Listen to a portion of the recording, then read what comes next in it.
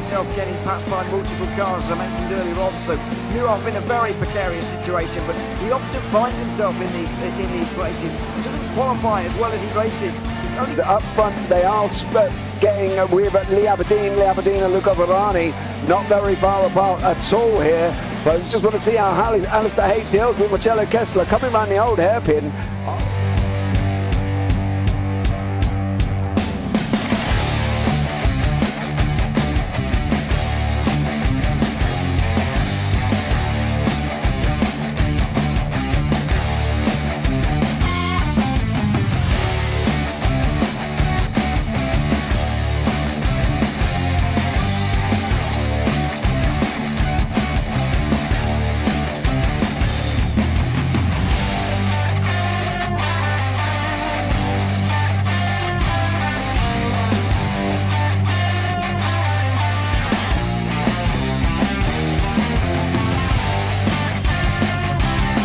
I would say it's not the best decision they've ever made, just not having done that under the safety car, really. Yeah, they're taking their pit stop strategies from Ferrari lately or something. What's going on? In turn one, just too much gas on them, too much feet on the loud pedal, and unfortunately he's dropped him all the way down the order. But Philip Hammer is out in front by an 8.91 seconds.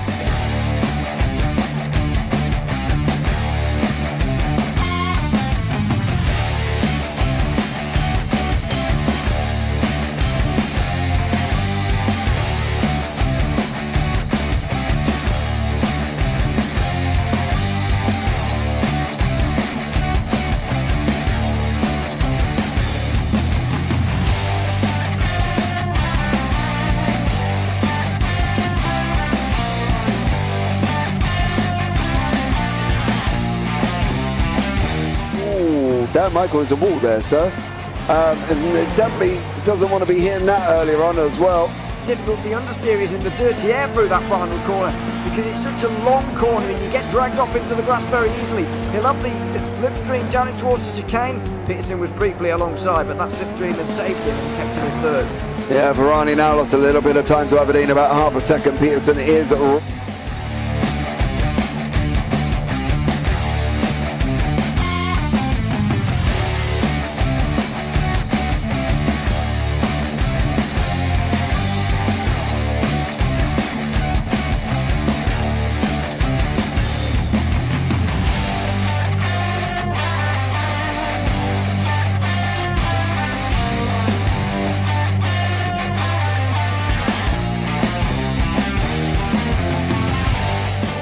Pike's pushed more forward up ahead. He's got out of line. It's now Pike going to have a go at Werrell. Don't push him off. He's in the championship fight. Jack Werrell chasing down Carl Jacklin. Further down, Rob Williams and Chris Barnes. Sensational run outside line now though for the heavy braking zone. Around the outside goes the Audi R8. Look how much Miller's caught back into play. Exactly. Miller's still such up. He's left on second and change. All of a sudden Miller's back in play.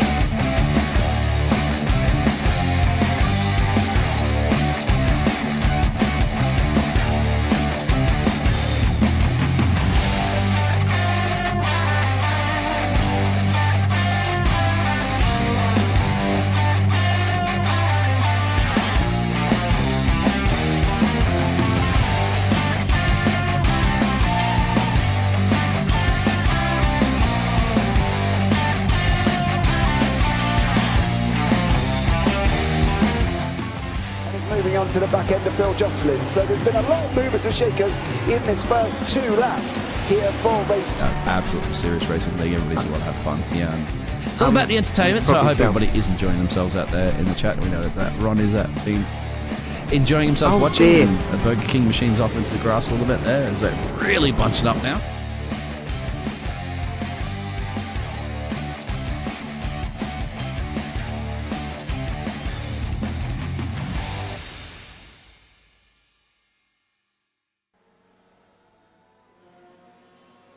Hello everybody and welcome to round 7 of the J2iCS GTE Endurance, sort of acronyms there. 90 minutes ahead of us here tonight at the Mid-Ohio Sports Car Course, or officially as this event's called, the Ohio Sucks Survival Challenge. Still yet to hear anyone say anything nice about Ohio. I don't think tonight is going to be that night. So 90 minutes of racing looking forward to here tonight in accompanying myself, Leary, and James Parfitt as well. Our first time covering this series together. Revival for GTEs. I can't remember the last time I commentated on these in iRacing, or indeed saw them in real-life racing as well. It's been quite some time for these great machines, but glad to see them out here again today. A predominantly Porsche field, but there are a few Corvettes, a couple of Ferraris, and even a Ford GT out there on the circuit as well. And looking forward to seeing what this 90-minute race will have in store for us.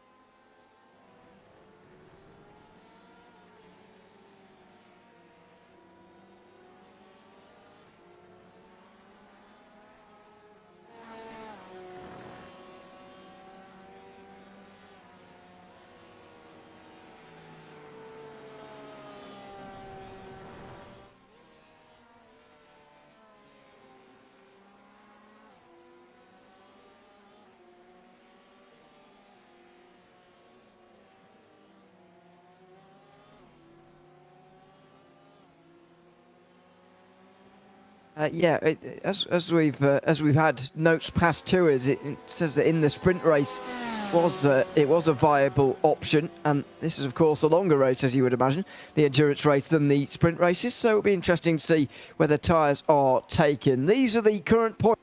Very interesting situation. Dickinson and Notovin currently tied on points ahead of the rest of the field. Joshua Spears only 16 points back, as well as Bozak, who is only 21 points back. It's all very close, and all four of those drivers could leave today with the championship lead, in theory. Urko is in 5th position, just ahead of Prince Adam in 6th. Then we've got... oh dear, this is difficult. Etmidust is in 7th place, and Spookdubs in 8th. Sector and Springflower rounding out the top 10. And then we've got a long way down the order. We'll let the rest of them cycle through the field. Another thing that's interesting, actually, about as we just cycle through the rest of them there, not only the leaders interesting here, James, in terms of the championship fight, but actually from 8th to 15th, there's a really small margin from there. 8th is Spookdubs, as I say, on 100 points, right the way down to 16th, which is Cat Daddy in just 90 points. That's 10 points separating the load of those drivers, and that makes it very, very interesting indeed. It means that any of those drivers can end up anywhere in the standings by the end of this race.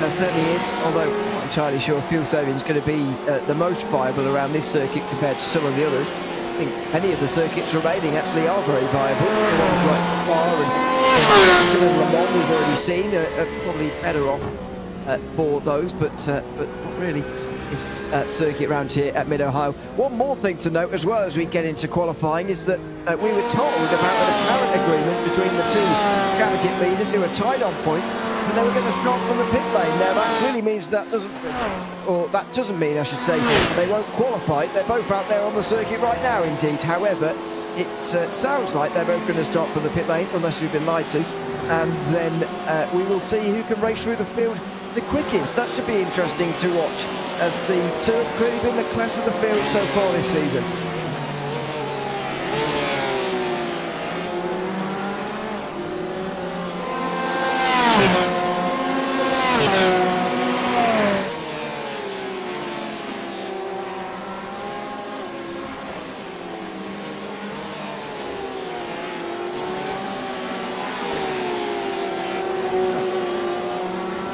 practice. Bit of practice won't hurt.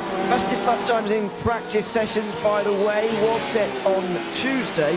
When was that? That was Tuesday, was yesterday, wasn't it? Sorry, bad days of the week this week. It was yesterday. Dickinson was the fastest by quite some margin, 17.7, which is 8 tenths quicker than anybody else has ever gone in any of the other practice sessions, but that doesn't mean we're going to be seeing quite such a big margin in this session. Let's see what the first lap times are going to be. Nicolator over the line first with an 18.9. That's not bad at all compared to what we've seen in practice, but conditions could be very different, of course. Nottingham goes to the top in the Corvette then with an 18.4. That's the fastest time that Nottingham has set in any of the practice sessions. In fact, he was only in the top 3 once, and that was on Sunday with a 18.7. Dickinson goes to the top with an 18.1 though. These times are looking quicker than what we've seen in practice session. The temperatures and conditions, by the way, maybe lending themselves to nice times here. Air temperature apparently only 69 degrees Fahrenheit. That's now low 20s, I think, in Celsius terms. If any of you work it, there we go. Thanks for that. 20 Celsius in the air, 27 on the circuit. That is quite cool. Cloud cover could be all over the place, but doesn't really matter because there's no chance of rain, which I think plenty of drivers will be pleased about.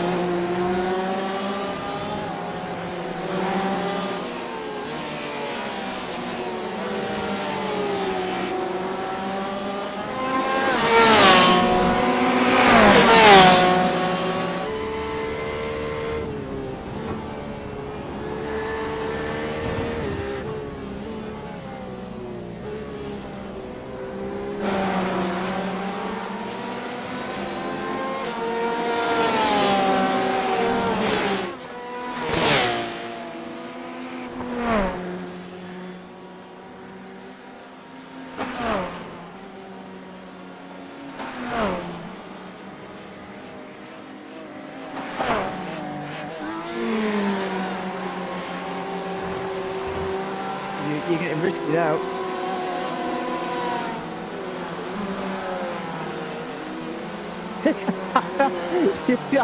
Yeah, that's not a mistake you want to make, really. No, that's why I'm trying to stay with away. a stop deflation and just parked it there. Yeah, no, you've got to risk it for a biscuit. Yeah, so I'm going to presume Penny is the wife. Let me know if that's any good. Well, I've also just been fully aware that my mic has had a bit of a problem at the beginning. I've just now managed to sort it out, so hopefully you can hear me now, rather than just listen to Mr. O'Leary talk to himself for the last 5 minutes as well. So yeah, we've got that up and running. I've got to love a good old Windows update just before you go live. It has been known for me to stop myself, so. Well, I think you probably were for the first 5 minutes of this broadcast, mate, if not longer, to be honest with you, because I don't think my mic was coming through at all. So apologies if you are wondering why there was only one of us and he was talking to himself. I can tell you now he wasn't. It's just Windows did an update just before I went live and unfortunately muted my mic for me, so that's very nice of them. We're having a great conversation about relation to drivers and stuff. That's why I repeated it just in case Penny was at home going, what's he saying this? And I'm like, yeah, he's in the background, can't hear a single word. Yeah, what's he on about there as well? So hopefully, Penny, you can hear us now, and hopefully you are his wife. Otherwise, I've just put my foot in it. Hey, you mean to go on, right? If we're going to cover the series, we might as well start. Away from this now before we get ourselves in any more trouble. Bozak is the new fastest driver, by the way. We've had a new fastest time come through. All 3 manufacturers represented in the... I say all 3. 3 of the 4 represented in the top 5 as things stand. The only 4 GT driven by Omega down in 14th place at the moment. That's just a 2-second margin, but there it is. Very unique sounding car. I'm sure we'll have a point across the 90 minutes to ride on board with all 4 manufacturers, especially the Porsche and Ford. I find fascinating to listen to, and we will do at some point in the race. But what a great selection of GTEs we have. Great to see this series keeping the GTE legacy almost alive here on iRacing. Not used very often, these cars anymore, as we were talking about, or as it turned out, I was talking to myself about. You were, yeah. And it's really fantastic, and keeping endurance racing going in these GTs, I think, is a wonderful thing. So really looking forward to seeing these cars go around for 90 minutes, just on the other side of this qualifying session, which is less than 8 minutes away from finishing. Yeah, they're going to get a lot of laps in. They're going to do this course this track a lot of times. So should be interested as well. This is one of Sean Dickinson's favourite tracks, where he's sitting in second at the moment, but him and Notvin apparently are going to start from the pit lane to see who can get up the highest as they're leading the championship. However, we are told they're unsure if they will actually manage it, but you never know. Let's be real, Mr. O'Leary, we've seen people come from last to first, and so, you know, we're in for no shocks, I feel, as just in case, see how far they can get up here and how they get on. We've got 19 cars on track. Stacey, hiya, Mr. James. Hello, Stacey. Welcome in. Thanks so much for joining us for this 90-minute Mid-Ohio GTE Championship from the J2i Cup Series, or just 2 Idiots Cup Series, whichever way you want to pronounce them there as well. Should be an exciting one, I feel. 19 cars. Sometimes you want to sit back and go, oh yeah, we want 25, we want 30, we want 40 on the grid, because they look good. But then you've got to think sometimes we've seen it with 60 cars, Mr. O'Leary, in a series, and the racing doesn't always quite turn out how it's expected. It's probably a good thing to keep numbers below 20 or around 20 for this circuit anyway. 1:18 lap times is very, very quick indeed, as Bozak holds on just about to the current fastest time by 9 thousandths of a second. Dickinson just went over the line there and improved, but not quite enough for pole. Yeah, with 1:08. Oh, you there, Mr. O'Leary? Your mic just cut out. Average it out. Sorry, go on. Your mic just cut out. You okay? I'm absolutely right, fine. okay. Yeah, maybe I don't know what that was all I about. don't know. Maybe it just cut out for me. But never mind. Go on, carry on. You were saying 1:18 lap times and drivers. Yeah, on average, that means that there's a car passing you every 4 seconds if you were stood at the side of the circuit somewhere. So that's quite busy, I would argue. And if you were, double as busy, that would be too busy, I would argue, as well. So, as we've had in the notes as well, actually, about the busyness and difficulty of passing as well. In the sprint race, earlier, passing was tricky.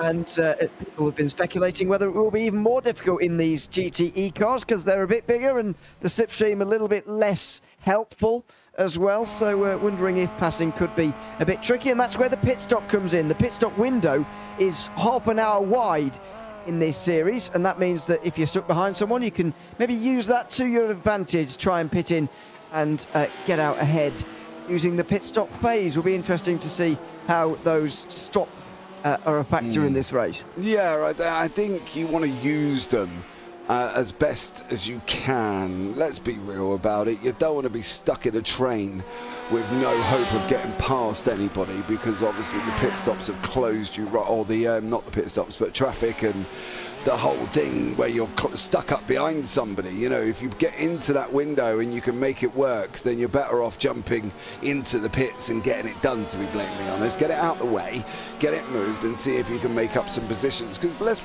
real, we all want clean air when we come out the pit stops, right? We don't want to be coming out in a car train, so at best we want to try and get as much clean air as possible.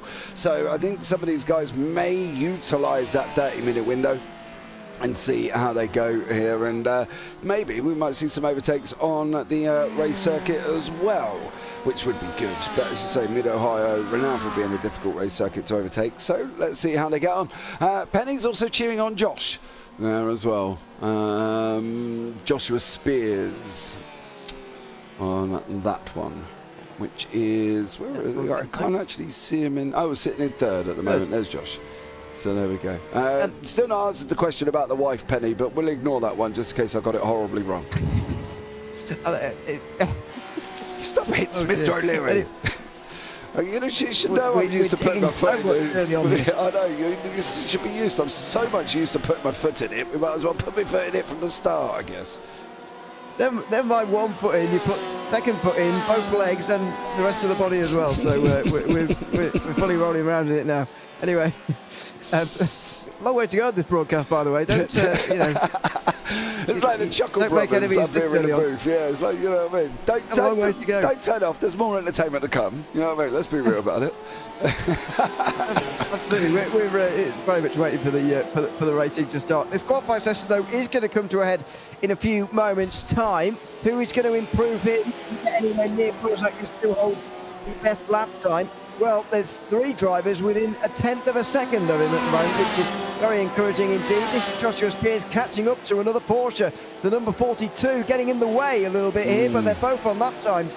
I think this biker pilot in the way here stands 16th position.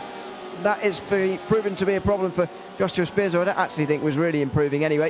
You can see his sectors not any quicker than his previous best, and so he will stay where he is. Biker pilot wasn't able to quite improve either. Bob Nova over the line to start on that, and Dickinson now does go quicker. So after a long time of there being 4 within a tenth of a second, Dickinson goes quicker, and that should be pole now, 1:17.6. Yeah, but of course he's going to jump out of pole to go and start from the post. And I'd just like to point out, I did put my foot in it. Penny is Sean's mum. You see? I told you not to, and you didn't listen. I know, but listen, you know what I mean? You see a surname, it matches a driver's name, you instantly think partner or wife. Mum wouldn't have even come into my thought process there. But hello, Mum, how are you? Look, your boy's on TV. No, it wouldn't. I wouldn't have thought of Mum, would you? Yeah, I would. Yeah, I would actually. Yeah. Oh, give over! Look at you, looking all clever. But most importantly, I wouldn't just guess. Wow. Because that can go wrong very quickly. Well, that's the difference between me and you, mate. I'd like to, just put it straight out there. Be brave, big and bold right at the beginning. You know what I mean? Why not? James, you're good at that. Yes, I am, Stacey. Thank you so much for cheering me on there in the background of me putting my foot in it. Stacey obviously knows me well from CMS and NARS, so yeah, unfortunately I got it all a little bit wrong. Just heads up, myself and Notavan are currently tied at the lead points. Another gentleman's agreement to both start from the pits. We were told that, Sean, right at the beginning as well. Urko told us a little bit earlier on. Going to be interesting though, considering you're in first place. So you're going to give up pole to go and start in the pits.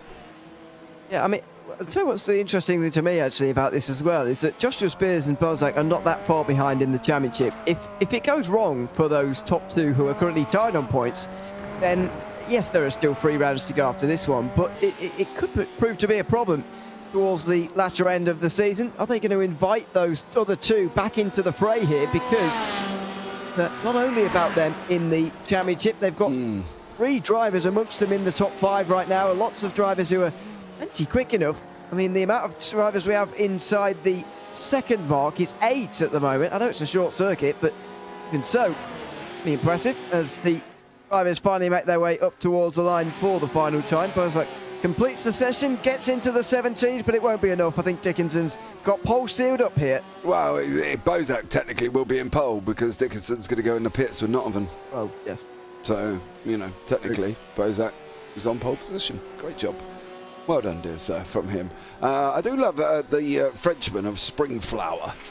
Gotta love that one there as well. So Springflower out on track, which is Leo Delmas, I believe, as well. So yeah, welcome on for this one. Should be an exciting one.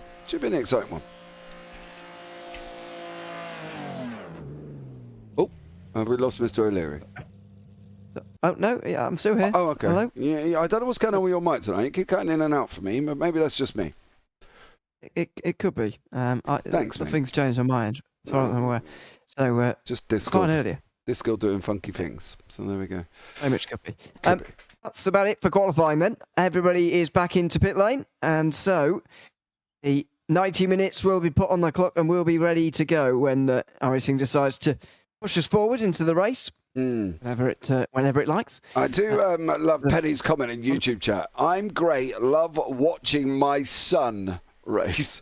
You could have put that in first, Penny, to be blatantly honest. I would have said be sitting and putting my foot in it, wouldn't it, really? You could have waited. There you go. Yeah, it's no fun. It's no fun waiting. Come on, let's be real about it. Right, let's bring. Anyway, enough of me putting my foot in it. Let's bring up the grid. Yes. Dickinson the fastest in qualifying, but as we know, won't be starting from the pole. Bozak will be effectively first, ahead of Joshua Spears and Urko. Then it'll be Notovin removed next. So Prince Adam will move up a place as well. Effectively, everybody on the right will move up a couple of places here, which is fairly odd. Edinburgh Dust will be 7th, ahead of Nicolator with Gavin Hamilton. A real name, wow. 2 real names, Gavin Hamilton and Jason Miller, running up top 10. AJ in 11th, ahead of Ryan Schwab. Wow, they're more real names. Springflower in 13th place, ahead of Jason Wonecki, with Yomiga in 15th and Bike Pilot alongside. Bob Nova, Broccoli Motorsports and Squilliam round out the 19 drivers, 18 of which got a lap in qualifying. Slightly concerned that Squilliam will actually get out onto the circuit and we could just have 18 in the field, but we will wait and see on that front. And we have a full pace lap as well here before we get racing properly underway. So still a few minutes to wait yet. Still waiting for the number 6 to... I don't know if he's going to make the grid, you know. No. We're going to have to wait the length anyway, because Dickinson and Notovin are not going to ever come up on the grid. So that's going to be... bit of a wait for us. Have another 30 seconds or so. Looks like we're going to have just the 18, unfortunately, unless he's going to start from the pit lane with them. I wouldn't see any reason why he would do that. I don't know. Wonder how easy or how difficult it's going to be for Dickinson here and Notovin as well. They are 1 and 2 in the championship. They've picked up exactly the same amount of points over the course of the first 6 rounds, and clearly their record is very impressive. However, are they going to be able to overtake at Mid-Ohio? It's difficult, and I can see this being a bit of a long race for them. Yeah, they could have a little bit of a... Squilliam's not making it. So, there you go. Squilliam is not making it. So, there we go. So, we're going to have 18, but still, 18 cars. Dickinson and Notovan down, they are sat in the pit lane. There they both are. Dickinson on the pit X. Well, no, he's still in his spot actually because he can't move until they tell him. So Dickinson and Notovan both in the pit lane. So we've got Bozak and Joshua Spears up front with Verco and Eat My Dust. Yeah. Is that what that name's supposed to spell out like? Eat Me Dust. Where's the A then? Well, listen, don't overcomplicate it. That's what I called him last week, and I didn't get no DM telling me I was saying it wrong. All right. Okay. So I'm gonna go with that. I might not get a DM saying I'm wrong. So then what do we do? Well, then I don't know. Just call it whatever you like. Call it Bob. Whatever, you know what I mean? I do love the fact that some of these have come up with the Discord names are very interesting, aren't they? Let's be real about it. Broccoli Motorsports, Biker Pilot, Bob Nova, Yamiga, as well. So you've got the Nicolator, Prince Adam. You know, they've come up with some good names. I've got to say, Broccoli Motorsports is my favourite, but there you go. Oh, you're not allowed to have favourites. No, you can't have. Stop picking. You can't be biased. We're an unbiased organisation. No, not biased. I'm just saying it's my favourite name. Says me, who cheers on certain drivers every single race I do. Oh, I'm Phil Glover. Anyway, let's stop talking about other series now and get into this one. It's 90 minutes on the clock ahead of this race in Mid-Ohio. Round 7 of the J2iCS GTE Endurance Series. There's going to be a pit stop in this one. Of course, these cars can do roughly 59 laps on a fuel tank. 49 laps on a fuel tank, but they're going to be doing a lot more than that over the course of the race. In terms of laps, over the course of 90 minutes, we could be getting well up over 70 laps here this evening. It's time to go racing. Out of the final corner go Bozak and Joshua Spears, and they're not waiting around. Bozak goes immediately after assuming the top spot from Dickinson, who hasn't qualified, of course, or hasn't taken the stop, the road. So Bozak will take the lead instead through the opening corner. Then it's Joshua Spears in second place, Urko in third, then Iberdust in fourth position. Then the final two make their way out of the pit lane and will join the field just a few seconds down as the battles go side by side through the opening corners. It's been a clean start, and they're already right on the back of the train. The pit lane. It's been released very, very early, and so Dickinson already is looking at positions. Down in towards the first big braking zone of the lap they go. Down here at turn number 4, it's Urko who's under the most pressure here in 3rd position. Yeah, it's going to be very interesting for Dickinson and Nottingham, because at the moment, iRacing and the system that we've got on the scoring system are registering them 1 lap down. So if that is the case, they're going to have to try and go through. Hopefully it will correct itself at some point, but currently I've got them as 1 lap down. Everybody else has done nearly 2 laps. They've done nearly 1 lap, so they're going to have to go round everybody once before they can even start making up places, according to iRacing and the system itself. So yeah, I don't know if that's going to quite work out for them. Well, that should fix itself, so they should be making their way through the field legitimately at the end of this lap or the end of the next one. Not entirely sure, but it does fix itself eventually, and it may well see them jump up a couple of places as well. But unsurprisingly, the iRacing system not quite made for people who are not starting the race with everybody else. Here comes down the inside, Imodust into turn 2. That was a pretty easy move in the end. Just find the inside in the Ferrari, and through you go into the podium places. It's been a lively start for this final spot on side the podium. Bozak and Joshua Spears have gone, but the battle for 3rd is lively. Imodust and Urko and Ammerman as well going in towards the turn 4. It is Imodust who holds on, and now will try and hang on for a bit longer to that 3rd position. There's a dive down the inside from AJ there by the looks of things for 5th place as well. Yeah, AJ just passed Prince Adam, so he moves up into 6th at the moment. Gavin Ammerman in front of them with Urko, Imodust and Josh Spears are up the road. You can see the gaps. This is the interval gaps, so the car in front there as well. Orange means you're under half a second. Yellow means you're outside of half a second, but under a second. And when it goes white, you are a second off on their pace. But Broccoli Motorsports, unfortunately, looks like he's had a bit of a moment and has gone off the side of the circuit. So has also Yamega. So while the timing tower flickers around, we can have a look at Broccoli Motorsports here. This is what he does. He just overcooks it and gets it a little bit wrong. And then Yamega does, I presume, the same thing. That is the Ford there. Oh, he's going to try and go up the inside. No, he's not. He runs on the outside and away and around he goes, unfortunately for him. So not a good start for them, but Prince Adam has lost a couple of places as well. Biggest gainers and losers on your left-hand side is Imodust up 4, with Ammerman up 4 and AJ up 5. It's not a real representative due to the fact that obviously the guys started in the pit lane and everybody gained a couple of positions. Wow! Adam come from absolute miles then on the Nicolator and got the job done, did Adam. So fair play to him, but he come from a long way back. Did, but as long as you get it stopped in time and you don't make any contact, there's nothing wrong with that at all. Through the middle sector they go here at Mid-Ohio, up and down the roller coaster here of this sports car course. We go back to Dickinson, who is looking to make his way through the field, and so far successfully.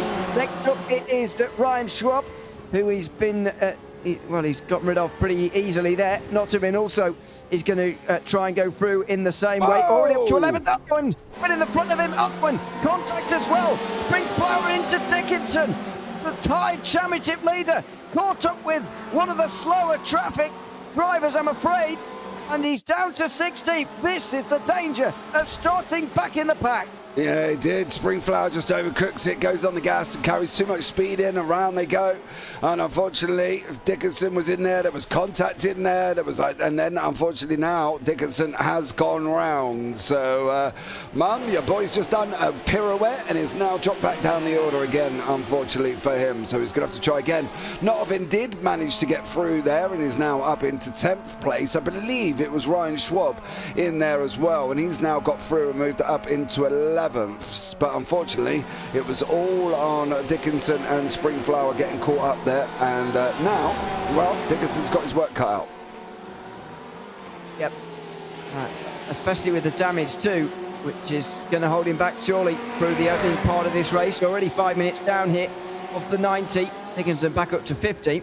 Straight back ahead of Springflower, who seems to be struggling even more with damage now. Let's have a look on board here with the steering angle. Wait for a straight. There you go. Is it out of whack? Doesn't look to me. No, it doesn't. It's a very short straight. And you're always turning almost around here. So it's very difficult to work out, but I don't think he's got any suspension damage. That's the most important thing. Yeah, I think, and the Spring Flower looks okay at the moment as well. As you say, we'll pick up going around the final corner. Is the steering good? Oh, we're a little bit left hand down on Spring Flowers one. So that's going to be a little bit of a mission, and then get it back to the pit stops and see if they can get their, obviously, their fast repair done on that one. But a nice little battle in this beginning. Eat My Dust is dropping them off a little bit, but Urko, Ammerman, AJ, Prince Adam and Nicolader are all nestled in together, and Jason Miller chasing him down after that. Notvint's 2.5 seconds behind them, but he is closing in quite rapidly. Is Notvint, you can see there that Miller was slower by about 6/10 on that fall. So there you go. Update on Squilliam. Not a big fan of the GTE. Didn't enjoy the combo. Basically, he's confessed he's got a skill issue. So there you go. That's why he didn't take to the start. Yeah, pretty harsh, but fair enough. Well, that's what he said. But he repeated what he told me. No, I'm not saying you're harsh. I'm saying he's harsh on himself. So there you go.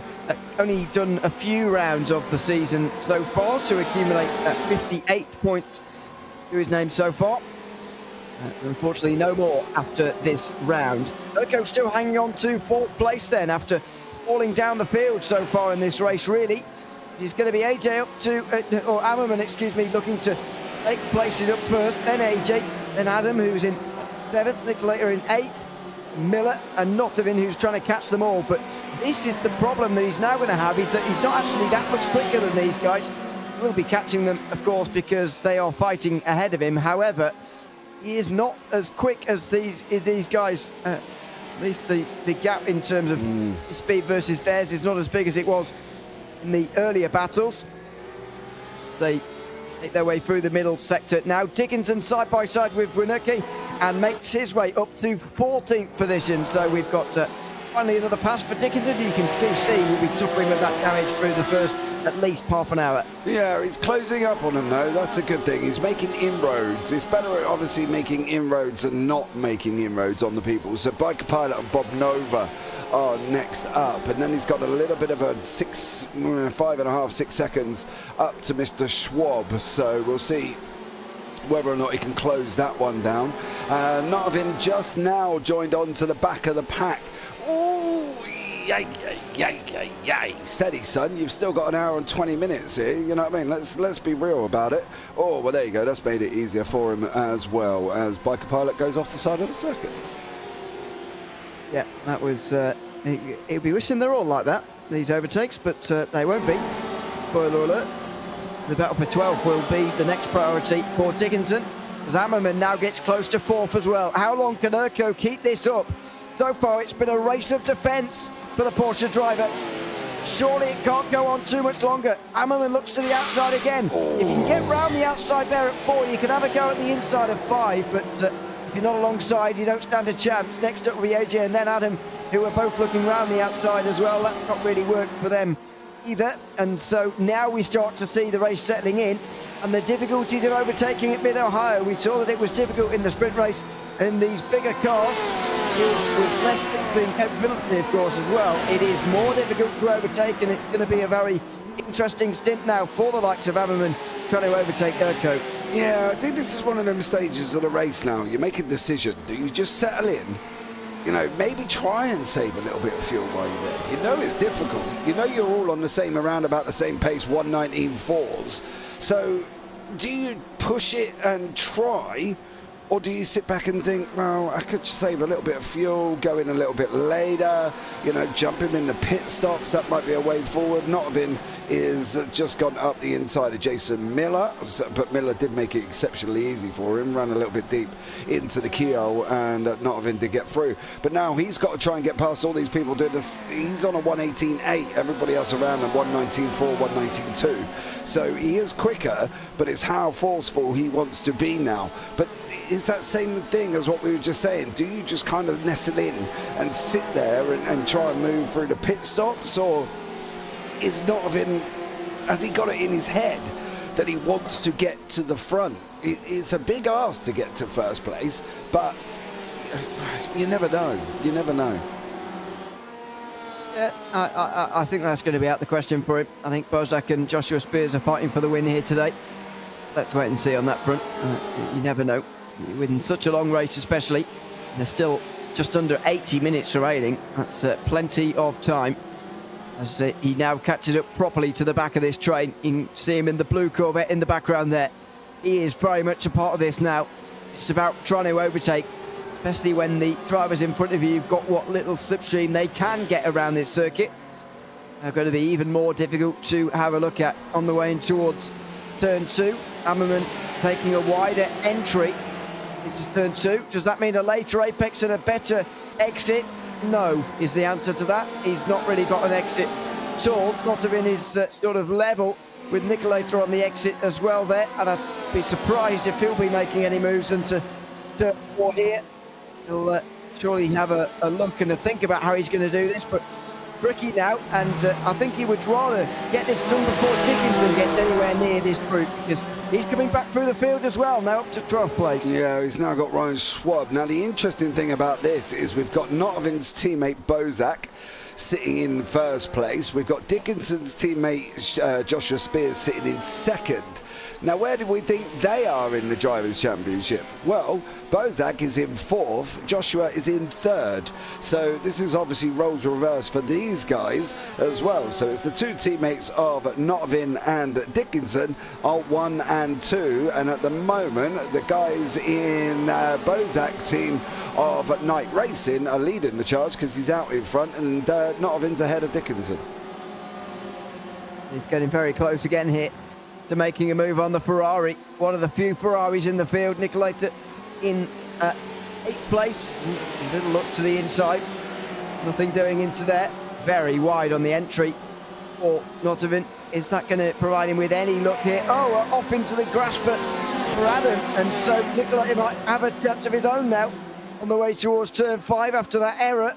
The Porsche will still pick up a slipstream here, but that might not stop. Oh, it has stopped Nicolator from going down the inside. Notovin has a look down the inside as well, and somewhat bafflingly he was given the room there by the Ferrari. He can go round the outside through turn 5 to get the inside for 6, and if he can secure the place there, then he'll have it for definite. And there you go, 8th place for Notovin after a bit of an error from Nicolator, or maybe just decisiveness from Notovin really that gained him that place. Yeah, I think just getting your nose alongside gave him that opportunity, didn't he? And he just got the job done, going up through 5, 6 and 7 and up through the S's of 8, you know, and he was just a bit more decisive. Dickinson's, well, was let through by Ryan Schwab there. Clear lift off the old throttle for Mr. Schwab, and Dickinson now in 11th. So the charge of the boys are coming, Notovin and Dickinson, but for Notovin now he's got Prince Adam. Last time out 119.6 for Notovin, 119.9 for Prince Adam. So 3 tenths quicker for Notovin at this moment in time. Yeah, very quick indeed, but I don't think he's going to be too far away from the race win, that's for sure. As we close in on quarter of an hour gone already in this race, halfway until the pit stop window opening. And very possibly we could see the early stops. Another look down the inside on the way towards turn 4, and he is spooking a couple of drivers. Adam having to brake a little bit later on that occasion, but doesn't offer up any chance into turn 5. What about 6? No, it doesn't offer up any chances there either. That's what they've got to be wary of here, these drivers in front of Notovin, not to get too sort of put off by someone behind them looking down the inside. They've got to focus on their own race, focus forward, and try not to let Notovin down the inside, or on the outside indeed. Yeah, just don't mirror drive. Don't mirror drive the car. That's the thing. There's no need. It's down to him to make the pass cleanly for him, and I think at the end of the day, if you're going to mirror drive, you're going to miss your braking point, you're going to miss other parts of it, you know, your exit, everything that you're focusing on by concentrating on the guy behind you. Let him pull out, let him do all this little fancy bobbing and weaving around like he's a prize fighter in the ring. Let him do all them, as long as he isn't sending it on you from miles away. You know, just take your line, drive as you would normally, just don't pay attention to him behind. Obviously, if you're going to leave the door wide open, you're expected to get burgled, right? Let's be real about it. He's going to come and rob you. But as long as you're on your line and you're fixed on what you're doing, concentrating on your braking point, he's not going to have a hope. Times around him at the moment, you know, you're all around the same. You're all around the 119s currently. 119.7 for Notovin, 119.6 for Prince Adam. So Adam was on pace with Notovin. So just do what you got to do and just drive and let him worry about trying to get through. Oh, that's so close on the way towards the end of the lap now here at Mid-Ohio. It was turn 9 they were just going through there, down into Thunder Valley at turn 10. It was all getting very close. The line a little bit wonky from all of them. A case of follow the leader through there, I think. Those final few corners. And then out onto the front straight as well, onto the start line where we actually started this race. Normally they start on the way down towards turn 4 at Mid-Ohio for whatever reason, but they on our racing don't bother with all that. We just start at turn 1 instead. Meanwhile, down the inside for a look for Notovin, and he has got there. And if you don't get a good enough front off of any of these corners, then you can be sure the Corvette driver is going to find his way down the inside.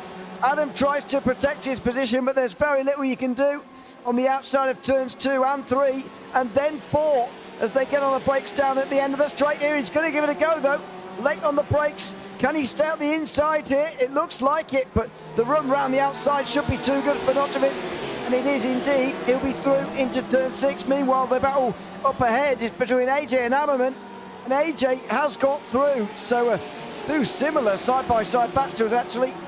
Both resulting in passes. So AJ moves up to the top 5. Yeah, they were literally doing the same move. It was a carbon copy of each other. And AJ did the same thing on Ammerman, and Notovin just did on Prince Adam. Nicolator's now on the back, Miller's on the back.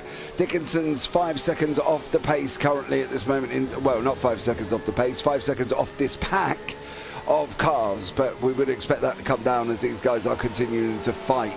So we've got Miller, Nicolator, Adam, Notovin, Ammerman and AJ, and Urko's just up the front there as well. The Tube Surfer says Urko, J2i Minister of Defence there. So, oh, Notovin's off. Oh dear. With Ammerman as well. It was Ammerman who was ahead of him. He was looking up the inside in towards turn 2. Oh, he got it wrong. Oh, he locked up. He went straight into the side of Ammerman. Well, that's both of the championship leaders who have had issues now, and they've both dropped down the field, and here they are, side by side together for 10th position. This last to first strategy has resulted in quite a lot of action so far, which we're of course very thankful for, but I'm sure these two aren't. They're still side by side through the middle sector. You don't see this very often. Through turn 8 they go, and then into 9, and they both have got damage here somehow, and they're fighting for 10th position. What a bizarre circumstance we have with just under 20 minutes gone. Yeah, look off the gearbox of the Porsche and Notovin's Corvette. Front left is all damaged there for him. So unfortunately that incident that he just caught himself up with Ammerman has cost him. Dickinson's car, same. Look at the front left, it's bent in. So both of these drivers have got damage. They're both going to try and get it to the pit stops, and hopefully they'll be able to use all their fast repairs to get that damage done. Ammerman's into the pit lane as well. He's gone in and trying to get the job done. He's a little bit early on the pit window, so he might have to do another one for Ammerman, as we're only 20 minutes in of the hour and 30, sorry, that we do have here with Prince Adam and AJ Nicolator, running nearly side by side. So yeah, Notovin and Dickinson, both cars carrying damage. 90 is like 2 hours and a half. Yeah, right. Anyway. I looked at the clock wrong and read it wrong. Move on. We'll move on. Battle for not only 4th place with Urko still defending, but for 6th as well. Prince Adam and Nicolator here with Miller closing in, and surely Dickinson and Notovin will both close in as well. However, I think that Corvette of Notovin has actually got a bit more damage than Dickinson has. For whatever reason, the contact with Ammerman was fairly considerable, because Ammerman had to come into pit lane pretty immediately. He's down to 16th position now and will need another pit stop before the end And Nottingham, I think, is just going to soldier on until the half an hour mark before he can come in and make it to the end of the race. It was a fairly sizable bit of contact by the sounds of it and by the looks of it, because all of a sudden Nottingham is really struggling here. Yeah. And is, well, what's that gap now? A second to Dickinson. Yeah, it looked fairly innocuous. It didn't look like there was a lot there, but clearly there was a lot that's caused Nottingham damage. He needs to get to the 10 minutes. He's got to kind of minimise the time loss here over Dickinson, but it's going to be very hard. Dickinson's quick, and he's quick in a car that's, you know, yeah, a little bit bent up, but he looks all right with it. And I think at the end of the day, Nottingham's now got to make a decision as soon as because he's losing. That's 3 tenths. That is literally 3 tenths he's just lost over that middle section. So you're going up through 4, 5, 6 and 7. Nottingham just hasn't got the ability to get that Corvette turned in where Dickinson has, and is leaving him for dust at the moment. 1.6, that's literally nearly half a second he's pulled out over 4, 5, 6 and 7, and that's going to be happening now for the next 3 or 4 laps at least before they go into the pits. So Nottingham's going to lose a chunk of time. To be honest, I would do that. Yeah, I was going to say go into the pit lane. Difficult because he's going to lose so much time by doing this as well. It might be the lesser of two evils. We'll wait and see, but it's not good news at all for Nottingham, who is already making a pit stop in this race. Going to get overtaken by those 3. Nova, Biker Pilot and Reneke as well. What about Ammerman? He'll probably be overtaken by Ammerman again here, because Ammerman made that stop a little bit earlier. Must have been making sure to take on the fuel at the same time as the damage repair, I think, and this stop is turning quite long, unfortunately, for him. It's a real shame and a real difficulty now. There's a big story developing here in the lead of the championship, as Dickinson will surely pull away from Nottingham, who's still down on pit lane. Yeah, I think at the end of the day, I'm surprised he is still there. He does have 2 fast repairs to play with. So, you know, for Nottingham, I thought he would have been done and dusted and out by now. I don't think there was a tone. There's a problem in that pit lane. Oh, I don't think he can get into his box properly. No. Can't get serviced. He's telling his pit crew, screaming at them, please service me now. But it's just not. No. Oh, there you go. Done. Oh, there we go. He's just done it. But just done it. He's wasted 1 minute 30 in the the bodywork got back into place. So he's back out again. But my goodness, he's lost a lot of time. He is 39 seconds off of 16th position, and all of a sudden he's a lap down on the leader of this race as well. What a complete disaster for Nottingham, who's got to try and recover what he can from this race, but he's so far back. Yeah, the problem is as well is he hasn't taken fuel, so he's got to go again. Because he wouldn't have been able to take fuel, he wouldn't have been able to take tyres, he wouldn't have been able to do anything else. And then when it did activate, you literally saw it. He popped the bodywork, repaired the bodywork, and off he went. So he clearly hasn't done anything else in the booth, as Biker Pilot is looking up the inside here of Bob Nova. And can't get the move done there either. So yeah, for poor old Nottingham, he's going to have to go in again to get fuel at about that hour mark. So yeah, it's going to be trouble. Nicolator's off, or has been off, because Miller is through into 7th position. It was at the penultimate corner, I think, for the Ferrari. They were running a bit wide at the carousel of turn 12. Just on cue. There you go. Being just that little bit wide. Don't know if we saw what happened to Brockley Motorsports either, by the way, because that was nearly a 2-minute stop for the number 66 Porsche. This, I think, jumped straight back to the... Whoa. Oh, no! Goodness me! Oh no! What's going on here? I don't know. What is going on here? I don't know, but there's only one position we've got to have a look at that from. Did he just floor it into the... God. Oh, there we go. There we go. A good few barrel rolls in there. That can't be someone in full control of their car. Well, no. Don't know whether there was internet problems or something going on there between those the driver and the car there, but That was a big crash indeed. Thankful for the fast repair, I suspect he is. Biker Plot and Nova go side by side now through turn 5. Oh, that was physical. And the slightly wooden-looking Nova Porsche on the outside is going to maybe lose 2 here to Wineke on the way into the middle sector. Oh, yes, he is. Through goes Wineke on the inside. All in one go.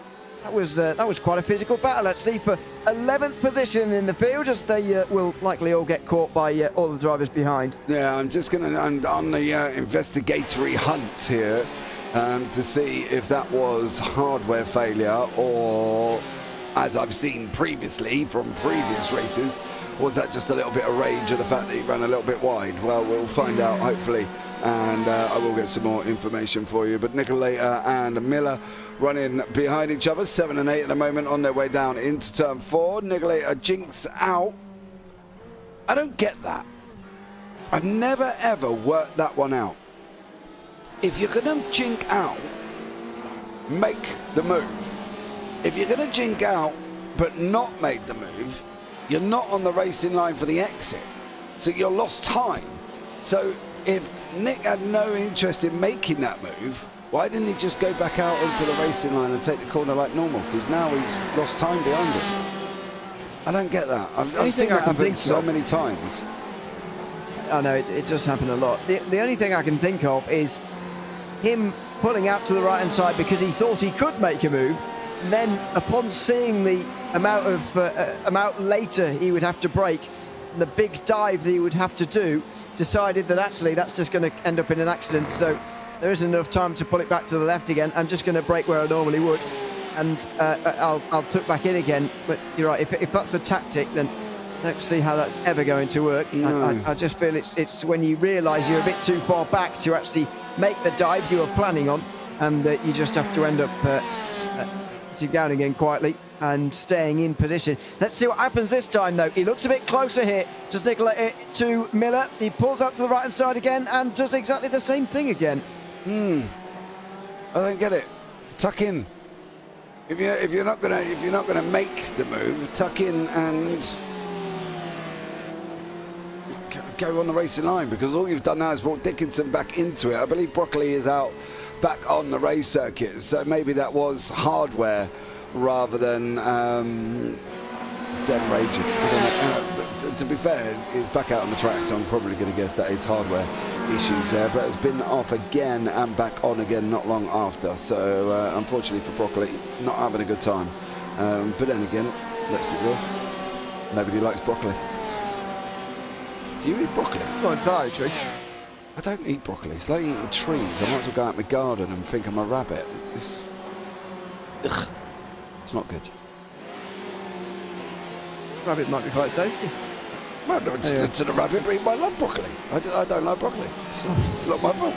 I can't help it. And apologies if I've upset Broccoli Motorsports when you watch it back. I just don't like broccoli. I'm doing well this evening. My favourite name. You know what I mean? It's still my favourite name of the series so far. Anyway, on board with Dickinson as he watches the battle ahead. Is the same thing going to be on repeat for a third time? No, not quite. So he closes in on the brakes quite rapidly as well. And Dickinson's effectively got the after fourth place all lined up right in front of him. He's got to make 5 passes to get there, of course, and that could be quite tricky around a circuit such as this. But actually the gaps to even the podium place, actually, Itmadust is only in 3rd place at the moment, only a few seconds up the road. So actually Dickinson's path to the podium is fairly set out here. Yeah, it's about 4 seconds from Dickinson to Urko. 5-6 seconds going to Itmadust. So yeah, it's a possibility, but he's just got to get his head down. Mum's in YouTube chat. Go Sean, she says, as these guys are going down into turn 1 now. Dickinson, Nicolator and Mr. Miller. It's getting, well, there you go. You can see, look, there's Dickinson at the end. There's Urko going through the picture at the bottom, going into the keyhole. As you see now, the inside move from Miller over Nicolator. There's nowhere for Dickinson to go at the moment. They're still running side by side, these guys on that run now down into turn 4. Side by side racing, and Dickinson's stuck.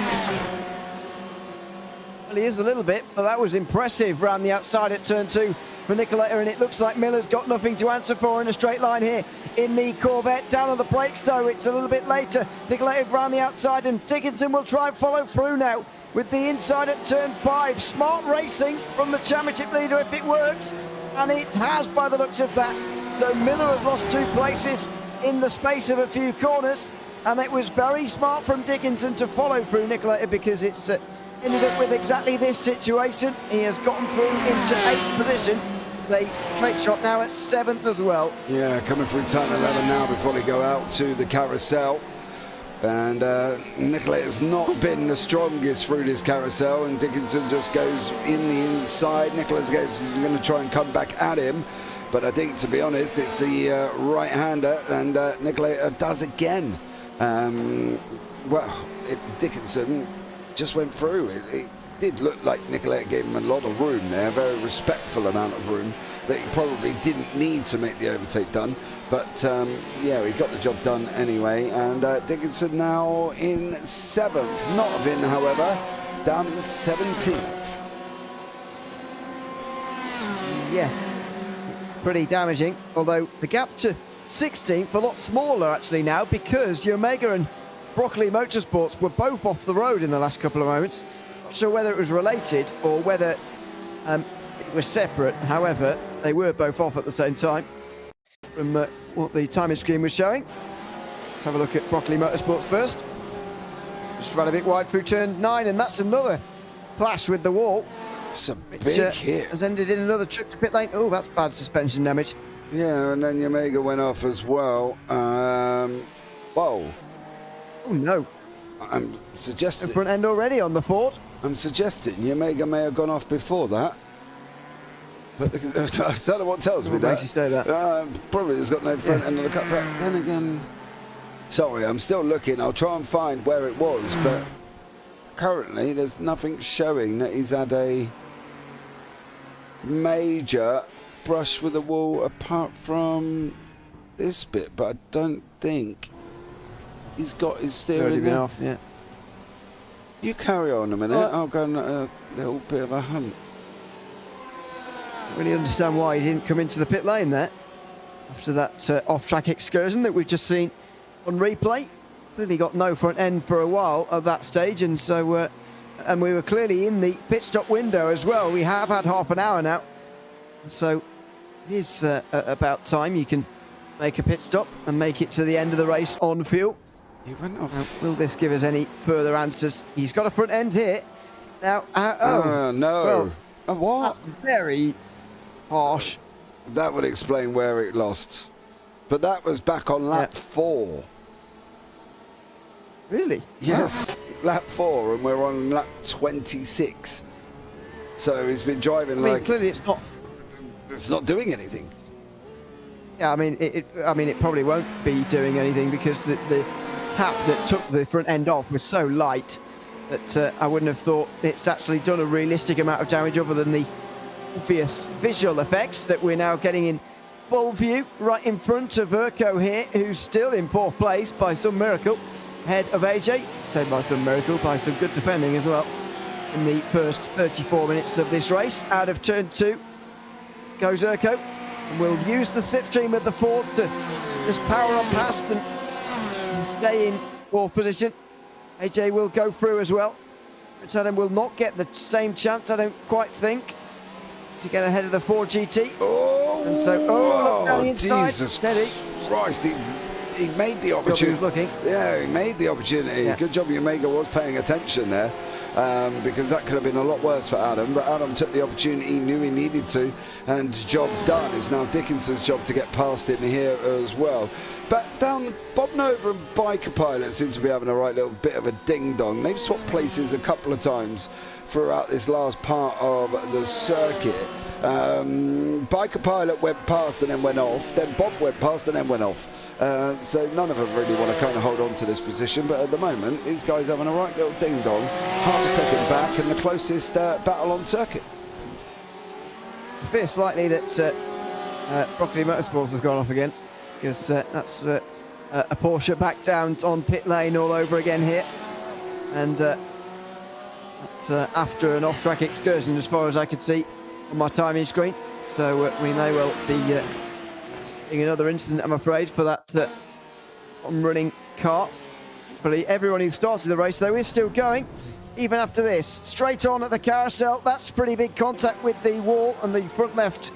That port was toast. That's going to be a fairly long repair. Now there's no fast repairs left for him. Yeah, I won't compound Broccoli Motorsports' misery anymore, unfortunately. It seems like they've had a bit of a rough one as well. We've not quite got this car or this track down to the point there. Unfortunately, it happens. It's just sometimes the car and the track don't suit. And maybe Broccoli in that Porsche is struggling a little bit, but some of these other Porsche runners here as well. You can see the car manufacturers on the left-hand side, mainly Porsche-dominated field. But we've got the Corvette, the Ferrari, the Ford in there. Oh, AJ just got it wrong. Oh, no. AJ off the road, and he doesn't decide to go to pit lane by and shorten the pain. But goodness me, drops from a near 4th place down to a definitive 7th. After that off-track excursion, we've seen time and time again today how difficult the carousel is. You want to use the left-hand side of the road as much as you can, just open out the corner as much as you can. However, if you go a bit too wide, then you'll find yourself in the grass. It's very difficult to get yourself off, even in the new, more modern iRacing times, where the grass is is a bit less like glass, indeed. Anyway, only towards turn 4 they go. Prince Adam still hold on this place ahead of Dickinson, then AJ, who is probably a bit annoyed to be back in so much traffic again. Yeah, I think he probably would be. He was having quite a good time of it, was AJ, but now unfortunately he's got Dickinson, which is not the most easiest man to catch and pass, and Dickinson's got Prince Adam, who can also play a game if he needs to, and do some defending that hopefully we will see out of Adam. But it's very difficult when you've got a fast driver. No matter how much defense, you're just kind of prolonging the misery, aren't you? Prolonging the inevitable. So sometimes it's probably easier to let them go through. This is the only battle on the circuit for the moment. I'm sure others will reignite later, but for now it's between Dickinson and Prince Adam. We've already seen Dickinson, of course, get involved in an incident with Springflower, who's been pretty quiet since, in 15th position. Dickinson certainly hasn't been quiet. He's been making a very loud noise as he tries to make his way up through the field after starting from the pit lane. Qualified with the best time, decided to start from pit lane. Bit of a gentleman's agreement between himself and Nottavin, who he's coming out the other side of very much better than as things stand. He'll certainly be pleased he agreed to it. Is the way the results are going right now. Just see Miller jump back to pit lane here, by the way. Wonder if there's an incident there as well. There is, unfortunately, for that Corvette. Have a look in towards. Oh my goodness! What has gone on there? Now he's got no steering. Look, he's disconnected. Oh, yeah. Maybe. If you watch the wheel, right? There's movement, and then all of a sudden it locks in place. Just there. Look, he's got nothing. Yeah, but I've never seen a wheel lock in place like that before. No, they normally snap left or right. Normally. Yeah, exactly. Normally when a wheel disconnects, it snaps right the way to the left, because that's the start of the steering, whatever it's called, that steering line from left to right. That's the start of it on the left, and so it locks into the first position, which is full locks to the left. Now, he did go to the left there, but it was extremely gentle. The accident itself, unfortunately, wasn't, but he certainly didn't have any control over his car there. Certainly not the pedals either. He wasn't moving the steering wheel. He wasn't braking by any means either. That was a weird incident, but with big consequences for Miller, who's now down on pit lane. Yeah, just trying to find out if that was definitely hardware. It looked hardware, but as you say, there wasn't a normal snap left or snap right, which is what normally happens when something disconnects. But it just kind of, it did look like it locked in place, and he was kind of stuck, and he couldn't get it out. And then all of a sudden, when it did come back to life, he was already hitting the tyre barrier up in the air. So it definitely looked a little bit funny. Urko's in, Dickinson's in, Prince Adam carries on, AJ's going to carry on, Nicolator looks like he's carried on, and at this moment in time, Ryan Schwab, not too sure if he's going to get there, but at the moment Urko down in 7th, Dickinson in 8th. Sure why Urko came in, because he was in clean air before, defending quite well, so I would have stayed out if I was him, but anyway, he's decided to make a pit stop. Now, are there going to be any tyre changes here for Dickinson? Urko, we know the fast repair will be used for Dickinson here, and he will just get that front end repaired. In fact, you can already see that it is, and he goes already. That's a short stop compared to Urko. Work that one out, 4 seconds shorter in the pit lane for Dickinson. Really, he's either been fuel saving already or he's going to do a bit more fuel saving in this next part of the race. Looked very quick for tyres. There wouldn't have been any tyres. No. Yeah. It was too quick for tyres, I think, on that one. So Dickinson finds himself in 9th place, but he is the first of the pit stoppers. So everybody else behind has not pitted.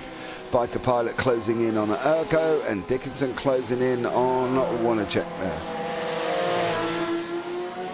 Yep. Meanwhile, into the field sector goes Dickinson. He needs to get this done quickly if he wants this undercut strategy to work. Down the inside at turn 9, no.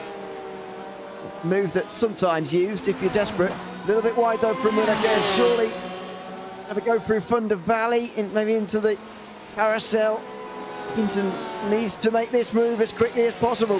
Can't afford to spend too many laps behind a lower driver here, although he might well do, even if he gets through on Wineke, because Schwab is not too far here. This is potentially damaging for Dickinson if he doesn't get this through quickly. He's got to get it done in 2.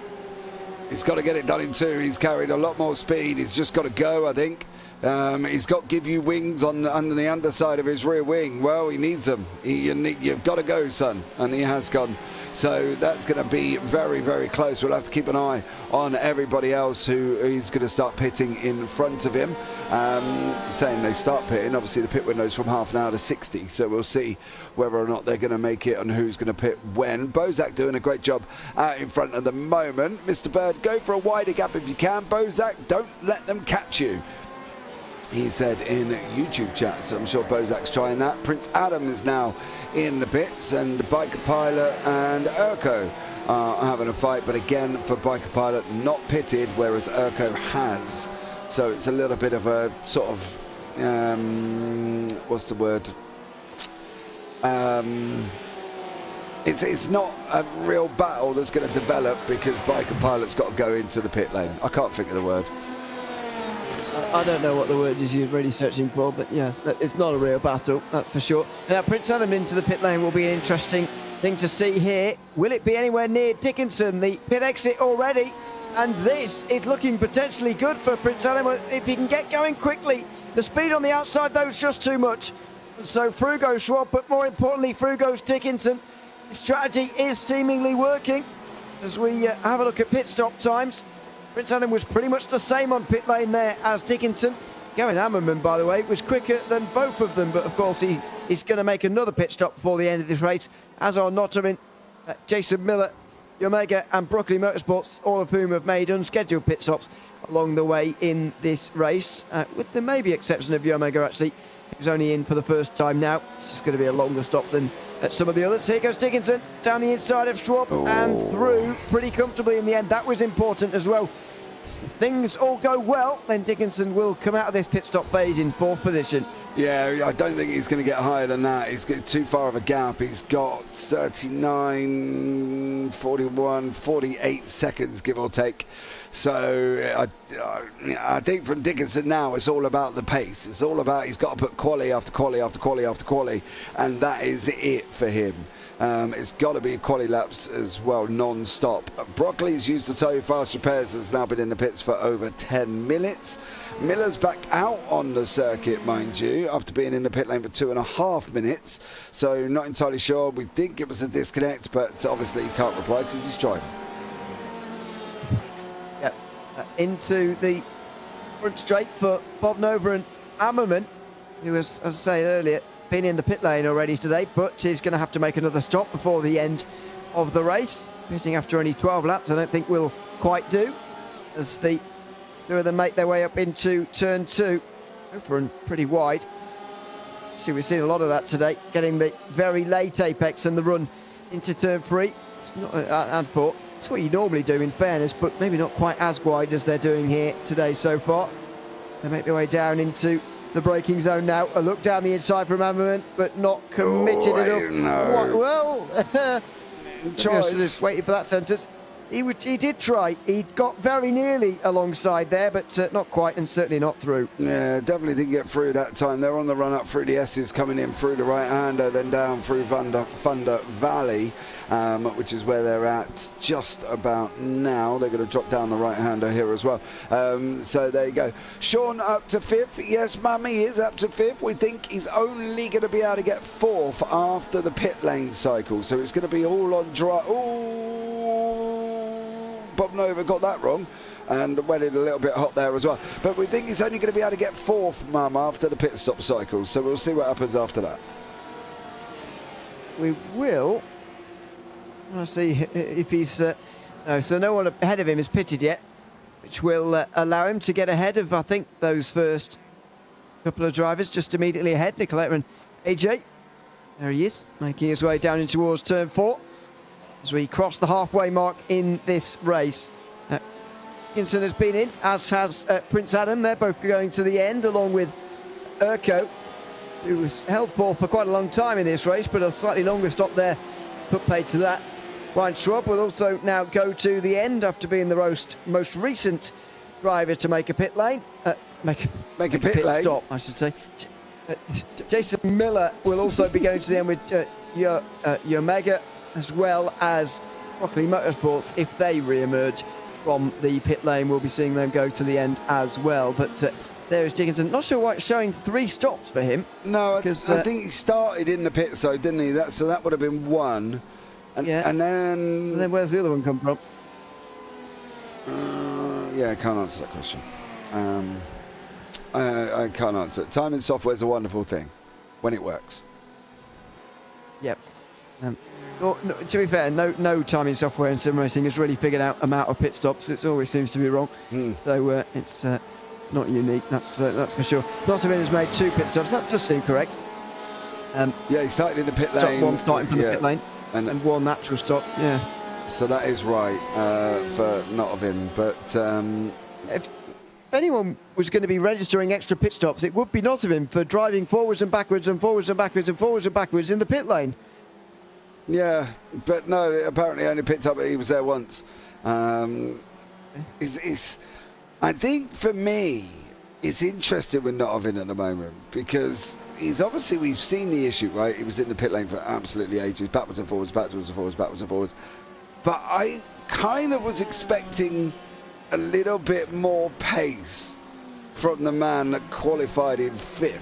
Do you know what I mean? I thought he would have been a lot closer, being in fresh air as well, to the guys in front. But it's not really got quite the pace that I was expecting, a 1:19.03. Now, he is currently on the last lap alone, the fastest man on the circuit. But I just thought he might have been a little bit more further, might have been more closer than what he actually is at this moment in time. I think this is a very fast field of drivers, and even if he's qualified 5th, then he's going to have to struggle past and struggle to catch up to at least a quarter of the field, if not more than that. There's Bozak, who we haven't seen much of today in this race. Spent all of the opening laps in the lead. I would imagine his strategy will be stay out for as long as possible, then pitch for the shortest amount of time as possible, and hopefully hold on to the lead towards the end of the race. It would be a good championship day for him if he could manage that, and his first race win of the season if he can hold on as well. Yeah, I think that's the thing. I think he needs to really I would go as long. I am rubbish at pit stops when I drive, right? When my little crew chief says, James, you're out of fuel, come in this lap, that's when I go in. I can't do fuel strategy. You know, it's bad enough at my age trying to drive and talk, let alone trying to drive, talk, worry about fuel, and no, it all gets too confusing. So for me, I would do a me strategy. Just drive it until it's empty, go in on the last lap, get topped up, come back out as quickly as possible. That's what I would be doing about now. I think that's what he will do as well, as long as he stays in clean air. If he gets a lot of lap traffic, he might think again. But now this is more than manageable. By the way, on the lead lap at the moment, we've only got 10 drivers. There's quite a clump from 6th down to 13th, as we know. Not too spaced apart, actually, in the field, and Bozak is right within that at the moment. So maybe in the next few laps he'll decide, well, this is not worth it anymore. I'm passing too many cars. I'm losing too much time passing these cars to justify staying out any longer, so it's worth making a pit stop now. But who's to say when you make a stop you'll end up in any more clean air? Very, very difficult here, as you can see the drivers on the left-hand side who have still yet to stop. Plenty of them in these final 10 minutes of the pit stop window until they run out of fuel. Yeah, well, I was just looking to see who in front of Bozak has got to stop. Biker Pilot's got to stop. Winecki's got to stop. So what I would probably look at playing by here with Bozak is wait for them to go in. And if I've got enough fuel to go one more lap, go one more lap, because it's possible with his pace that he's going to be getting past them. The other option he's got is going in and covering and going in with them. The problem is when you're going with them, you're stuck behind them when you come out. So for me, I would really use Biker Pilot Winecki as the main kind of point of what I'm going to do. You know, if he goes in, I'm staying out. If he doesn't go in and I'm closing at a rapid rate of knots, then I might think about going in before I get to him. But what he doesn't want to do, he does not want to be pitting on the same lap, because he's going to get stuck behind them, because they will end at the pit lane first. Going to be interesting to see what happens in these next 10 minutes for these pit stops. But for now, the race very much is spread out here between the after the first 50 minutes. There's Sean Dickinson still running in 6th position. I believe he'll be up to 4th pretty shortly after the pit stops of Asia and Nicolator as well. That's a fairly foregone conclusion. And a good recovery here as well. But what I would be a little bit concerned about, not particularly the gap to Notovin, who will lose points in the championship standings, of course, and lose ground in the championship after this round, but actually losing points to the likes of Joshua Spears and Bozak as well is going to be a danger. They're only 16 and 21 points off him respectively, and so they'll be doing a bit of catching up, I'm sure, with this race result as things stand. I'm surprised. I just had a thought that the top 5 could have done to stay in front of Nicolator, AJ, Eatmodust and Josh Spears and Bozak. Now, they would have been when Dickinson gone in, go that lap, extra lap, and then come straight into the pits. Partly because obviously Dickinson come out in behind traffic. There was a slim chance they might have stayed in front of him after their pit stop, so I probably might have wanted to use Dickinson as kind of when I'm going to go in if I was in front of him. The same with Bozak, using Biker Pilot, who's gone into the pit lane now, as a kind of threshold in front. Like, he's now got 9th, which is Urko, who Urko has pitted, Winecki hasn't. So for the guys in front, when Dickinson went in, it might have been worth going that extra lap, or that lap, and then going straight in to almost cover him off kind of scenario, you know, a bit of an F1 strategy going on. But whether or not, to be honest, the drivers fought like that at the same time, I don't know. But yeah, that would have been an option. I think track position is so important around here that covering a driver you're battling off is a good idea. That's why I'm surprised Urko kicked off the pit stops among that battle for the top 4, to be honest, because he was the one in clean air. He was the one first in, which was a bit puzzling to me. But he did decide to do that instead of doing what you're saying there in terms of waiting until Dickinson, as it turned out to be, blinked first and then coming in to cover him off. As it turned out, in the end, I think his pit stop was just too long anyway. Didn't see him up on the jacks. And 4 seconds is fairly short. I mean, only one tyre, maybe, if any, has been taken. I don't think there has been any, though. I think he's just overfueled, to be honest. Remember, in this series, you don't have a limited fuel tank. You can hit whenever you like. As far as this goes, there's no mandatory pit stops, and it's just about getting to the end, and it's just about putting as little fuel in as possible as well, to spend as little time stationary as possible. Well, unfortunately for Urko, he's spent 20 seconds stationary. That's a good 4 seconds slower than anybody else has so far, and I think he's just miscalculated a little bit, and it's had pretty bad consequences too. Yeah, I think the thing is as well, now you've got that fuel calculator with an iRacing, and you can set it to like half a lap or whatever you want to use, right? And basically, if Urko hasn't set that and he's gone to do it manually, yeah, then he's overfueled. Again, you know, you've got technology there for a reason. I use the iRacing calculator. He's never really been wrong for me, to be fair. But then again, I suppose in my case of driving more NASCARs than I do road circuits, it can always be wrong if you've got a green-white checker and whatever. But yeah, it looks like Urko may have just overfueled a little bit. Now, as I say, whether or not that was manual or whether or not it was a mistake with the calculator, who knows? Difficult to know. As I say, it is sometimes the safest thing to do to put into the iRacing calculator and just let the crew chief himself do it.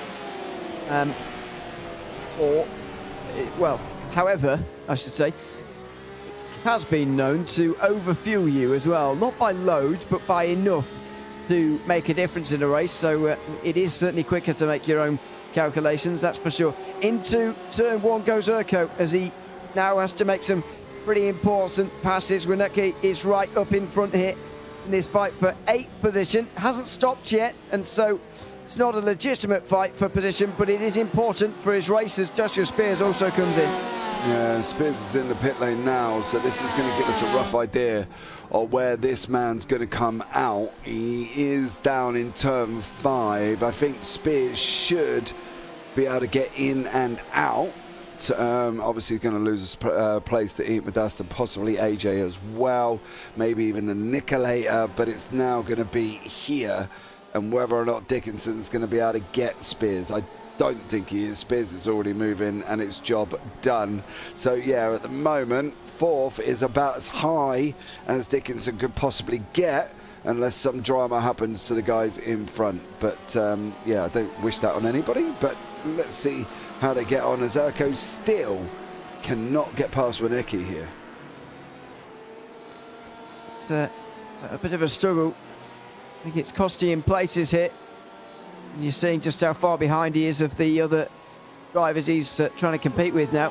See Hammerman and Bob Nova not too far behind catching as well, though the drivers immediately behind them on the road are not fighting them for position. And there goes Urko finally now. Wieniecki seemingly just pulling over to the right-hand side and letting him through, which is a bit strange. It's not his fight. That's the problem. Oh, no. Urko's not his fight. I'm going to presume he was waiting for him to catch up before he let him through. But yeah, Urko's not his battle. So it doesn't make sense to try and fight your way through, and go, and that's it. It just makes no sense. You might as well let him through and look at where your battles are going to be coming from. And for Wieniecki, that's going to be further down the order. It's true. It's not his fight, but makes you wonder why he continued it on for so long in that case. Meanwhile, battle for 15th as well. Miller and Flower pretty close together, but I'm entirely sure they're really fighting with one another. Miller would be driving away, to be honest. Also not having closing in on Biker Pilot now, and that's for 13th position as the Tide Championship leader tries to rescue a bad situation. Biker Pilot looking to put is that a lap on or an unlapping? No, that's unlapping. Ferrari. No, Nicolator has just lapped him.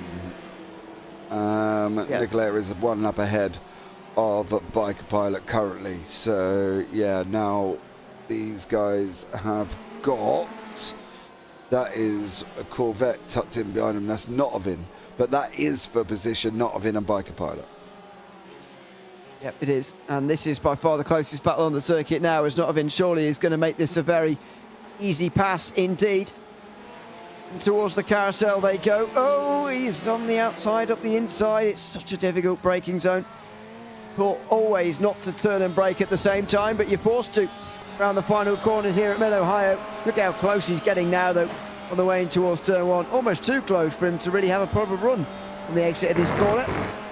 Yeah, he is too close. He didn't quite get the run that he really needed there. And a weave from Biker Pilot just keeps the slipstream away from the Corvette driver. Now does he switch back to the inside and get the exit that he requires? Well, not really. No. This battle is going to continue on for a bit longer. Down the back straight they go. Right towards turn 4. He's too far behind here, I would have thought. And so he stays behind as not having. So he's very quick round here. He's very quick for 4, 5, 6, 7. As you can see, we've closed right in now. Yeah. So, you know, maybe he's wary of the situation outside of this area. Closing up now, he's going to look for the inside of Biker Pilot. There you go, job done for Nottingham. He's going to cover off the inside. However, Pilot's going to come back. Nope, Nottingham goes through. He's been very quick through 4, 5, 6, and 7 over the course of the race. So he kind of had that area to close right in and set him up as he did do. I should, in hindsight, no disrespect to the Biker Pilot, he should start pulling away because he is generally quicker. Yamega! Oh, the Ford has taken a beating at the hands today. Unfortunately, he's gone off the circuit. Let's have a look what's happened next. Oh, it's a spin on the way towards turn 4. A spin wide on the way through turn 11. 4. Was through turn 4. Nottingham completes that pass and drives away. So just over an hour gone in this round of the J2iCS GTE Endurance Series. 3 rounds to go after this one. Starting next time out in 3 weeks at Sebring. Another couple of weeks after that, Imola. And another couple of weeks after that, Algarve. To round out, it's the Round Jewel 2-hour race at the end of the season. So make sure you look out for that one. Starting an hour earlier, just to compensate for the longer race as well.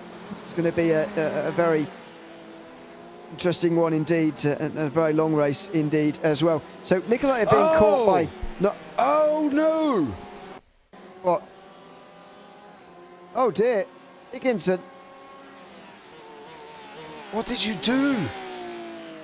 He was all on his own. Oh, he's gone for a spin zone. Dickinson has been driving well today.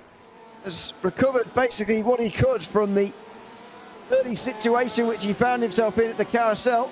But he's still 6th place, but has that jeopardised him getting ahead of the likes of Nicolator and Joshua Spears? Well, he was never going to get ahead of Joshua Spears, sorry, AJ and Nicolator, I should say, who are still yet to make a pit stop. I would be made aware that that's happened, and for Nick and AJ, I would be getting my car in the pits, covering off that slide. I know it might sound crazy that they've got to cover off a man that's just been round, but trust me, the fact that they've now been given an absolute lifeline to almost guarantee that they should stay in front of him, I would be getting my rear end into that pit lane and getting it done right now. Eat My Dust is already in. For AJ, I would be going in straight away as well. Off you go, in you go. Nicolator, get in, get in. Ah, you're making a mistake. You're making a mistake. I think that's the problem. He should have got in. Should have gone in and covered that off straight away. I don't know if it's going to do him too much damage. I mean, he can only probably go another lap anyway here. 49 laps, we were told, was the limit in terms of fuel. They've just started lap 49. I think Eat My Dust and AJ maybe haven't quite got the fuel consumption to do another lap, and that's what's forced them in. There's Dickinson. Is he going to be anywhere near? Eat My Dust certainly not, but we weren't expecting that. What about AJ? He's already on pit exit, but he does have a little bit of a way to travel down pit lane here before he gets to the exit, and I think Dickinson's going to get there here, and he does. Roars round the outside on the way through turn 1, and I think that means that he will be through into 4th position ahead of Nicolator as well. Yep, it's a definite now, isn't it? Because, yeah, Nicolator's got to go in, and he was behind AJ, So that will put him in 4th place for Dickinson. So, to be fair, considering he's been come out of the pit lane, he's been involved in an incident with another car, he's been involved with an incident on his own, and he's still recovered to 4th. I think you could safely say he's got to be happy with that, right? So, yeah, I think so. And he very much has a chance at 4th place as well here, I would argue. So Burroughs has been in and out again for losing the lead, even to Nicolator here, who makes his way into the final corner. And carries on. Wow. How much This is fuel a has remarkable stint. How much fuel has he got? I was wondering that. He's not going to run out, is he? Oh, that was close. Not have been just very nearly getting into the back of him. He's okay though. In 12th position.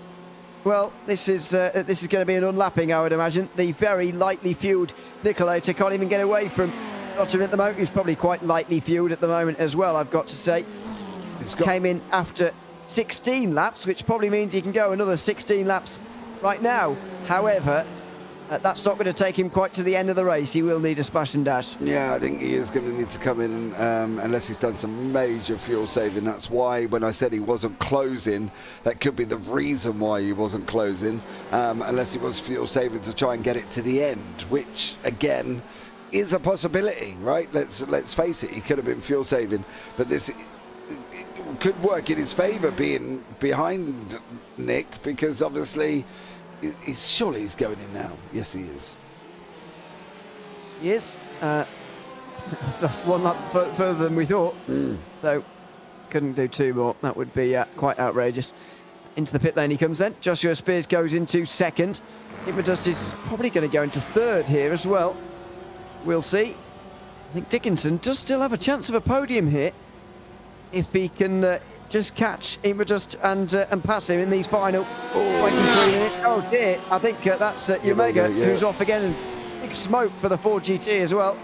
Nicolator is indeed passed by Dickinson. Does AJ get through as well? The answer to that is always going to be yes, because that was the way round they were before the pit stops.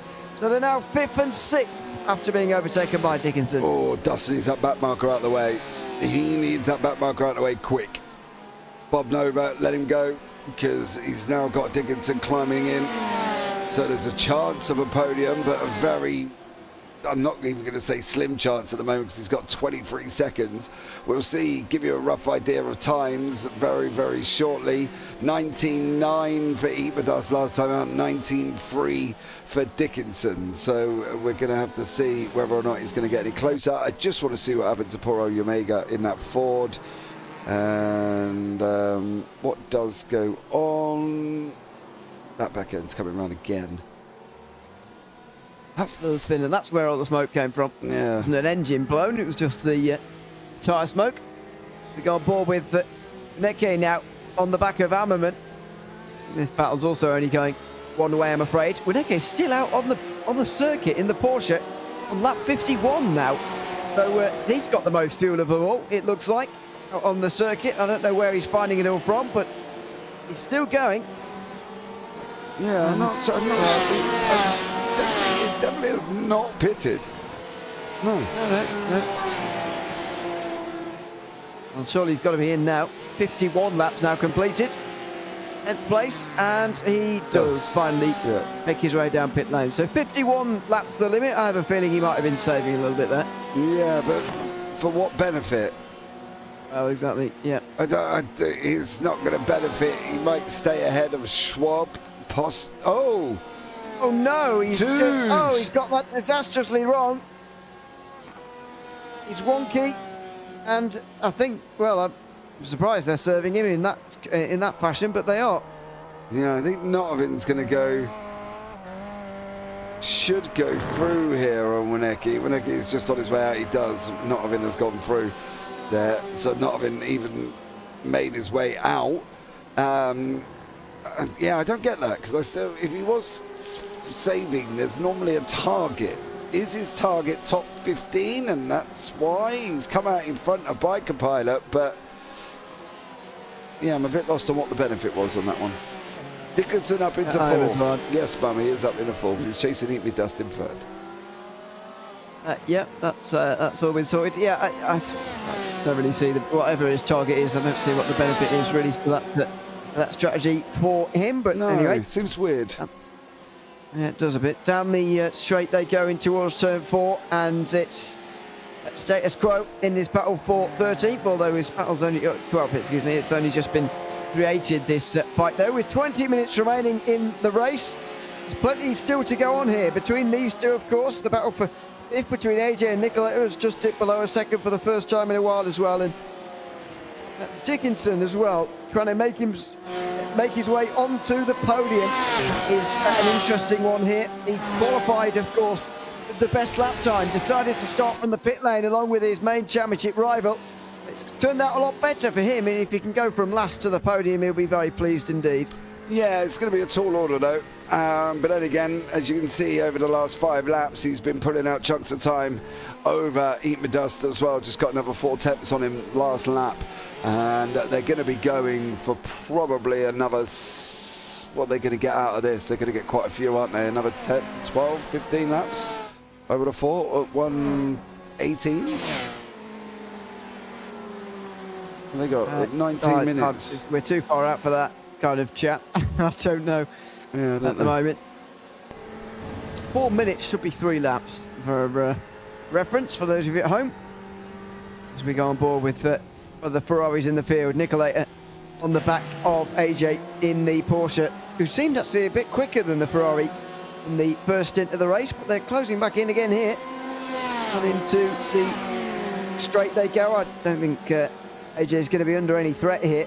But what makes these battles so different to what we had earlier on is that even though there are 18 who started this race, there is still plenty of traffic about because it's such a short circuit. On average, every car will pass you every 4 seconds, just under 4 seconds if you were to be stood at the side of this circuit. And so it does mean that it's fairly busy, and there's plenty of traffic to deal with, which can certainly affect these battles that we still have remaining. And this is one of them.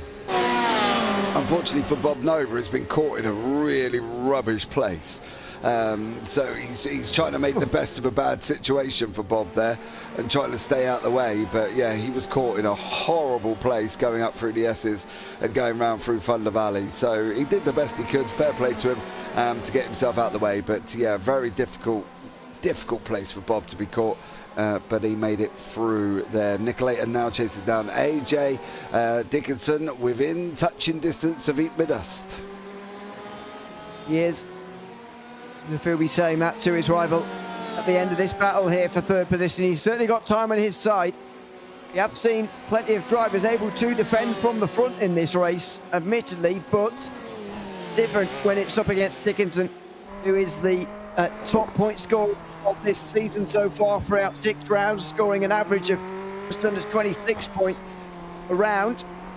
Like he's going to be scoring well again here, although it's not going to add to his race winning tally, of course, which is 2 for the season so far. Up through turn 9 they go, and surely with 17 minutes to go he will make the move at some point. Yeah, he's got to, isn't he? I don't think it's going to be coming into the carousel though. Dust is going to have to try and defend for his life currently, and at the moment he is going to hold on, but the question will be, is it a matter of inevitability for Eat My Dust, do you think? Is that what we've got coming? I think so. I think he's going to do his best to defend here, but there will be an air of inevitability about this as Dickinson pulls to the outside now already. Into turn 2. Oh, be careful. You cannot go too wide there, otherwise you'll find yourself in the gravel very quickly, and that will leave us with a completely different set of circumstances. He's going to go for the exit though, and the run down towards turn 4. Eat My Dust is going to have to pull it over to the right hand side and defend here, but that doesn't immediately alleviate the danger.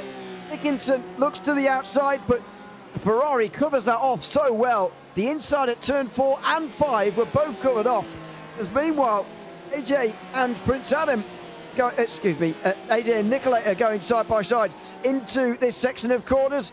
AJ hangs on, but this is a battle I wasn't expecting to resurface. Thought AJ was home and dry in the top 5. Yeah, unfortunately not. Dickinson's now going up the inside, coming in through Thunder Valley. Now they've got the right-hander Dust is going to cover off that carousel.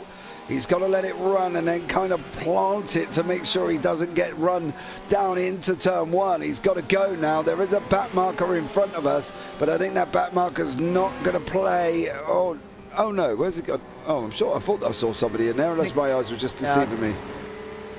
You did. I think Broccoli Motorsports threw themselves off the road in avoidance, actually, of these two. Down in towards turn two, they go again. It's almost like watching a replay. This is what they were like last lap. But, that was a big slide. Dust on the inside line, and now here comes Dickinson. Surely he's in the slipstream. This is a big fight in the final quarter of an hour of this race. As Dickinson will look to the outside, inside, outside. Where do we go? Outside it's going to be. It's going to have to be late on the brakes, though, if he wants that position. And again, Dust is going to defend. He's gone round! He's in the grass. He's gone. Dickinson in the wall. He just about avoids the tyres. Can he get going again before AJ and Nicolai are here? No. Through the two of them go. And a potential podium falls away from Sean Dickinson, who now drops outside the top five. Oh, dude. That was just the grass. Watch the exit. Here, there's the grass. That little touch. And unfortunately, he has gone around. Minimal. Absolutely minimal on that one for him. But AJ and Nicolai have still got a battle going in the final 15 minutes. But gutted. That was developing really well, and Dust was doing so well defending him off.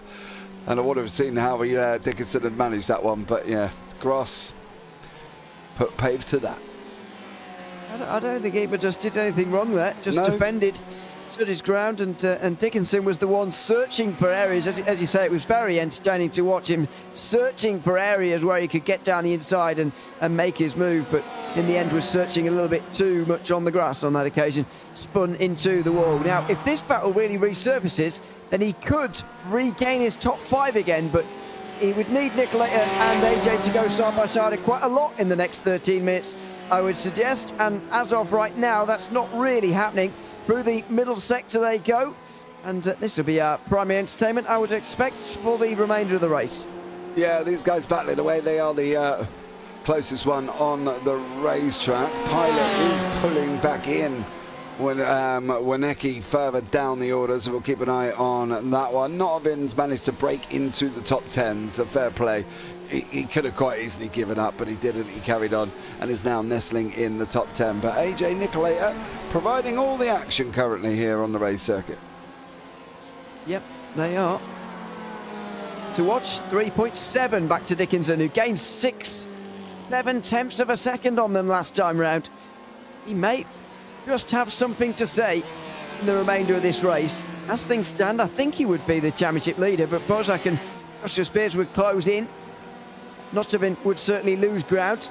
It sets up a very interesting situation for the final 3 rounds, that's for sure. Into the final, or middle sector, I should say, again here. Is Nicolai close enough? He looks to the inside. There he is in the camera. He'll pop up on that right-hand side. Will he? Well, not quite, because AJ's still got his nose ahead and will continue to through turn 5 as well. He seemed like he was quite a long way alongside, actually, through turn 4, but he didn't really retain that into 5. Yeah, I'm wondering if he backed off a little bit, just to err on the side of caution. I think the thing is as well, he's got to make sure he can get to the end of the race, right? Let's be real. And you're only going to be able to do that if you're on the racetrack, and you only can pass AJ if you're on the racetrack. And if he makes a mistake and sends it out the inside and they have contact, well, he ain't going to be there. So for Nick, use your brain, which is what he is doing. Going down now, he's surely got to get the run coming out of Keogh. I would look at coming out the right-hander and then looking on the run up into turn 4. Personally, that's what I would do here as well. I wouldn't chance any other moves unless the door is given to me that wide open that I thought I could make it through. Dickinson is going to be here by the end of the race, by the way. I'm fairly certain of that, because of the way he's closing in and the way this battle is developing. He's not going to have very long to make his mark on this small group. However, he is going to try. Down in towards turn 4 again. Colette looks to the inside again. It's almost like a replay. In fact, with less dramatic consequences. on this occasion. AJ was even more comfortable to hang on to 4th place this time round than he was last time, and so he'll go through another lap single file, and this will mean this time lost, who was really benefiting from their battling 1 lap ago. Yeah, but isn't this that same thing we were talking about earlier? If Nick's going to pull out, have a go. Don't not. I don't know. It's just slowing your exit, isn't it? I don't. You can't make rash moves, though. That's the difference. Yeah, I'm not saying punt him off or send him up the ends. I'm saying, like, if you are going to pull out, make a purpose. Everything you do on the racetrack's got to be for a purpose, because otherwise you're just giving away time for no reason. It slows his exit every single time, and I don't get it. If you're not gonna make a move, especially going into 4, that right-hander is quite tight, and he's just coming out, slowing himself down. He's off. He's off. It doesn't matter anymore. He's off now, and that means he's lost his top 5. Nicolator loses the top 5 with a lapse in concentration. You've got to say, a lock-up. Too late on the brakes in the gravel. Dickinson back to the top 5. Yeah, but now can he get AJ? And that's the thing, isn't it? He's got AJ 2 up the road, and he's only got 8.5 minutes. So there you go. Penny's furious in YouTube chat's just put damn. There we go. Yeah, it's a costly error. Actually, might not have cost Dickinson anything in the long run. Might have cost him a podium, of course, but he hasn't actually lost anything just yet. If he can get back this 4th position again, then he'll be fairly satisfied with his day's work, I think. From last to 4th, or second last to 4th, 17th to 4th, is not a bad run through the field for this challenge. It looks like Nottavin, by the way, is going to try and save the fuel, I think, to make it to the end here. Pitted now 44 laps ago. Had to be 45 laps ago. We've seen somebody do 51 laps in the race. Bozak about to come up to the line to begin 6 laps to go. I think he might just about make it here, Nottavin, and that would be a 10th place finish, but it would be considerable points lost to Dickinson. It was. That last to first didn't quite work out, did it? Let's be real. But we've still got time. He's not going to be able to get much higher, to be honest, because Ammerman, I think, too far up the road. It'll be whether or not Dickinson can get AJ, and he's too far away from Iqbal, so kind of 4th is where he's cemented at the moment here. But AJ, needless to say, can defend and have a good old go. So, you know, for AJ, give it everything you got. That's what I would say. Absolutely. Why not? As they make their way into the final sector here. Dickinson within a second now. Less than 8 minutes remaining. Should be 6 laps to go for these two as well, although I'm not 100% sure. I think it should be for everybody. Bozak continuing to lead by nearly half a minute now in what's been a very good race from him. The action has been further behind, especially with Dickinson making his way through the field along with Nottavin as well. The two have been entertaining. But what about their result? Is there anything left in this result for them? Are there any more points on the table for the two championship rivals as they try and reduce the damage that that Joshua Spears and Bozak are inflicting on them today? Bozak starting 21 points behind them at the start. He's going to win here. So how do they negate that? On the way down towards the middle sector goes Dickinson again.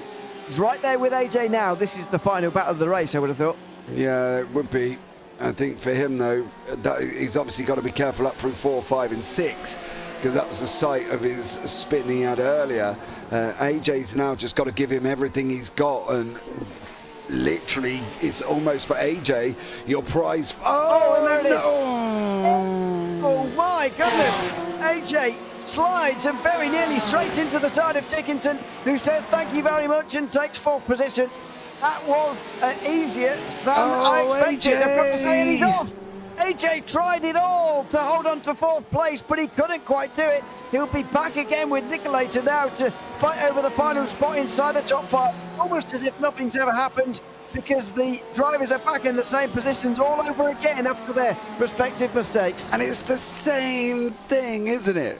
Dickinson gets up behind Nicolator, makes a mistake. Dickinson gets up behind AJ, makes the overtake. AJ makes the mistake trying to rush to come back through again.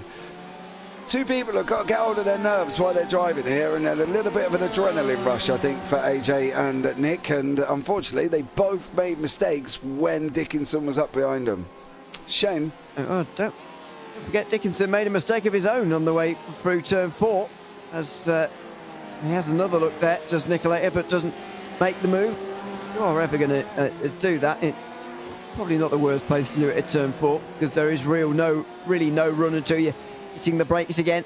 Through they go over the middle sector again. That's turn 8, and then sweeping into turn 9. You really arc it into one corner. AJ gets it wrong again in towards turn 9, although with slightly less disastrous consequences. Nicolator's so close behind now in these final 5 minutes. Oh, and he then gets it wrong himself through turn 11. So there really is no winning for these two at the moment.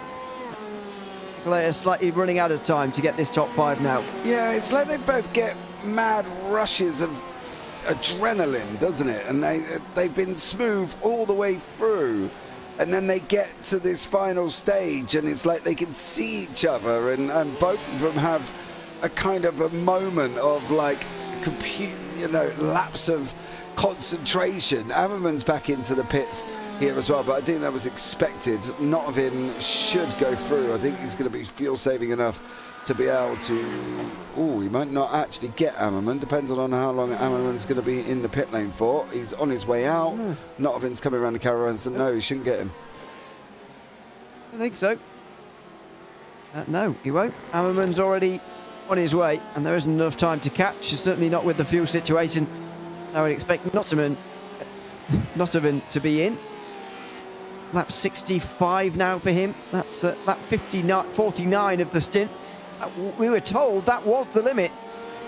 But I reckon there's still another few laps to go there for Notovin, which is maybe the longest stint we've seen so far today. If he can do it, he can't afford to stop because he hasn't got enough time.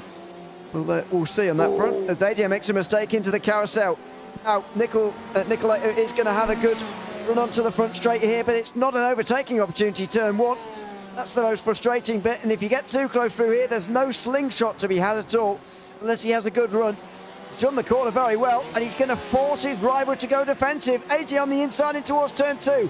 Is this a ploy for the turn 4 overtake, or is he just going to do it at turn 2? It's off camber, it's awkward, but he's going to try it. Nicolator, he's going to tuck back in, he has to.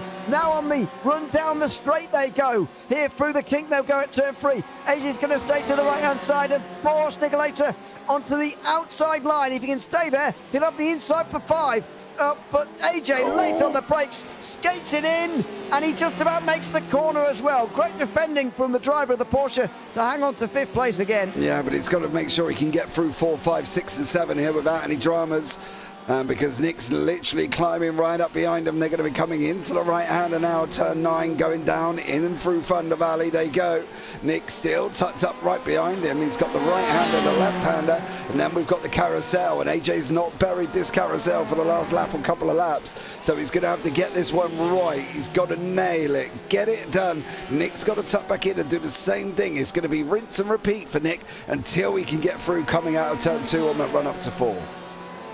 2 laps to go for these two, as the race leader Bozak is not actually that far behind them from taking the white flag. Just less than 90 seconds remaining now, and Bozak is on his way to a famous victory. He hasn't won yet in this season of the championship. We've seen 3 other winners. Dickinson, Notovin, Joshua Spears have all taken wins to their name, but we've yet to see Bozak do the same. It could be our 4th different winner in 7 races.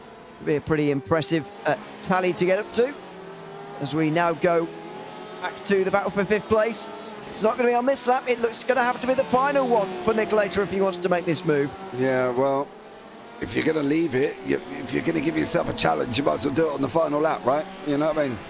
No point doing it on lap 1, do it on lap 68. Or 69 it will be. So for Nick, he's all or nothing. He's just got to keep putting pressure on AJ. AJ is not quite comfortable through this final sector. Nick's got to literally put him under as much pressure as he can and see if he can make or force AJ into making a mistake, or he's got to tuck back in and be right behind him. Bozak is on the run through 9 coming into Thunder Valley, so we'll pick up in him very, very shortly here. But yeah, for a minute, it's going to be Nick and also AJ, and probably they're about to come on the exit of turn 2 as Bozak is just about to come over the line. Yep, round the final corners to win round 7 of the J2iCS Endurance Series here in the GTEs. It's Bozak who takes his first victory of the season here at round 7. A dominant victory at that too. Everton's taking the lead because of the 2 championship rivals taking the pit lane start. He has taken control of this race right to the very end. Meanwhile, the battle for 5th place is going to go to the very end as well. It was a good go by Nicolator again, but AJ hangs on again and will finish 5th behind Dickinson, by the way, who's gone from 17th to 4th. However, he went off at turn 2 on this final lap, so that reduced gap is now just 3 seconds between those 2. Yeah, Dickinson has gone off. We'll have a look back at that one as well. I just want to see what Nick's going to do. It's all or nothing. It's everything right about now. I don't even think he's going to be able to get there. It's going to be a run down to the line, and the line's not very far down. AJ does come over the line. We can have a look back at what Dickinson did going into the last lap here, unfortunately for him. And he just goes off the side of the circuit. Again, a lot of things probably involved with that one, to be honest with you. You need a lot of push in, a lot of momentum, and unfortunately it just turned out to be one of them days for Dickinson. But there's the results.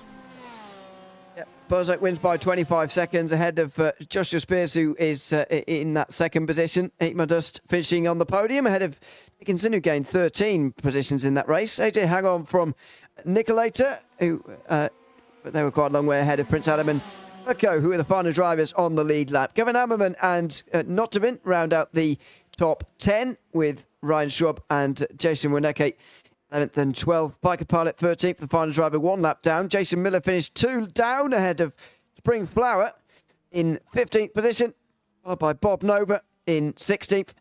17th came the only Ford of the race, Your Mega, finishing 4 laps down. Broccoli Motorsports finishing quite a few more down in 18th position. So let's have a quick chat to some of these drivers, shall we, at the end of that race, starting with Joshua Spears, who's the highest placed driver to be waiting with us. What was that race like for you? I mean, we saw the 2 leaders pit in and start from the pit lane during that one. What did that leave the race to look like for you in terms of how you would go about executing it and how you would go about tackling Bozak and trying to win that race? Man, I tried, but Bozak just had such a commanding car. Like, the speed of that thing was unreal. But honestly, it was just about keeping it consistent throughout practices the week before. I mean, I was getting down to the 20% at the first stint, so I'd been wearing my tires. So I rolled back my bias back to like the 52s, and it finally healed my issue. You're not tempted to change tyres at any point? I know it's not the dumb thing normally, but this is a high tyre wear circuit, and surprisingly, nobody tried it. Were you not tempted? But looking at my tires right now, I'm at like 60% left sides basically, and 55s on the right, so not too bad. I'm just happy with that. Not too bad at all. Is there anyone you'd like to give a shout out to before we let you go? Yeah, my teammate Sean Dickinson. He definitely gives me all the help I need with the setups, and I mean, he's my teammate. So yeah, good job, Sean. And that's really it.